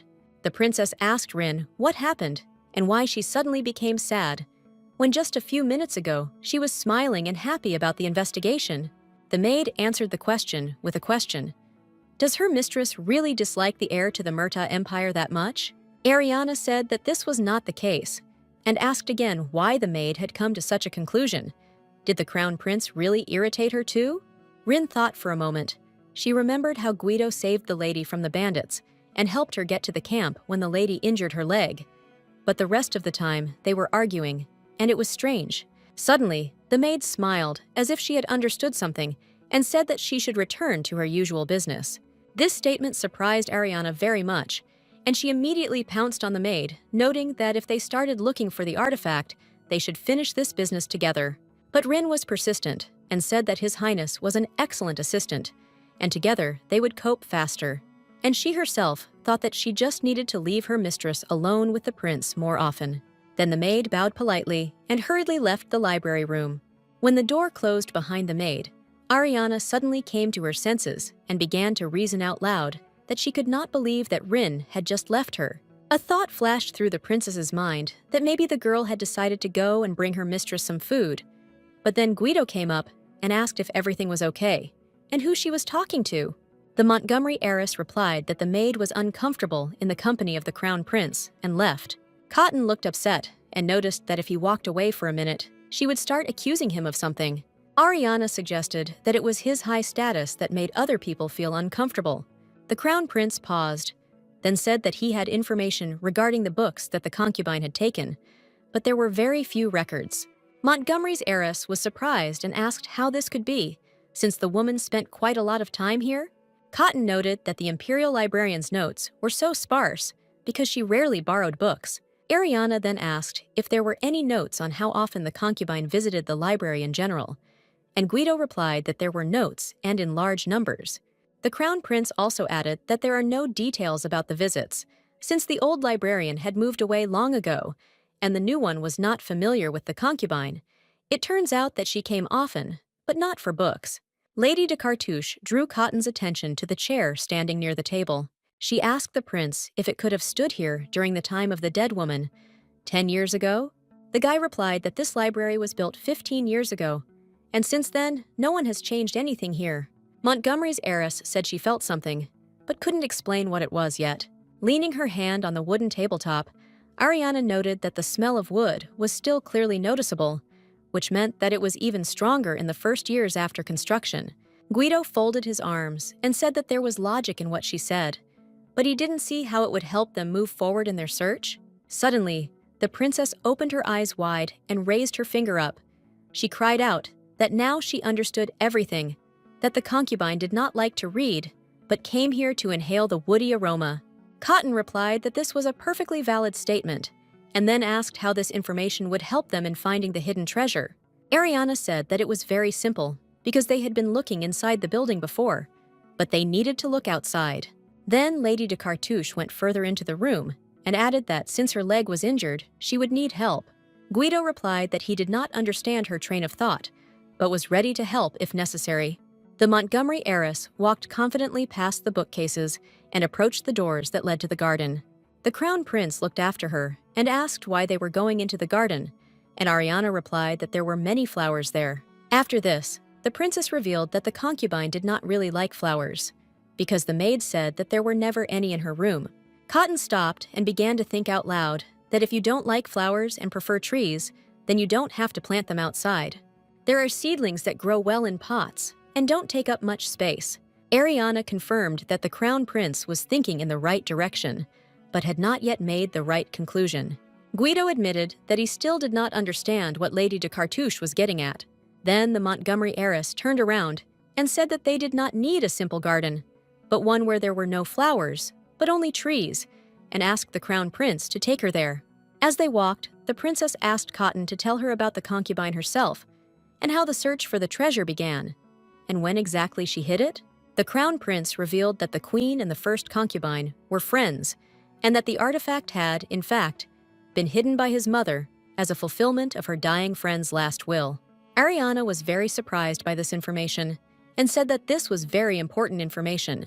Guido added that the concubine herself was a princess from a kingdom with which the Myrta Empire had diplomatic relations, but she came to them after his parents were married. The young people approached the fence of the park, and the Montgomery heiress asked how old the girl was then, and Cotton answered that she was about 17. They then entered a birch grove, and the heiress of the Karna Empire asked how it came about that the princess became a concubine, to which the Crown Prince replied that he did not know the details. Ariana suggested that in order to strengthen relations between the countries, the rulers wanted a child to be born from the new union. But Guido noted that by that time, he himself had already been born, which meant that a new heir from a concubine would have much less weight and significance in noble circles. The Crown Prince added that this child would take his place at the very end of the long line to the throne. Ariana grabbed her chin and thought, because if it wasn't about her son, then what was the reason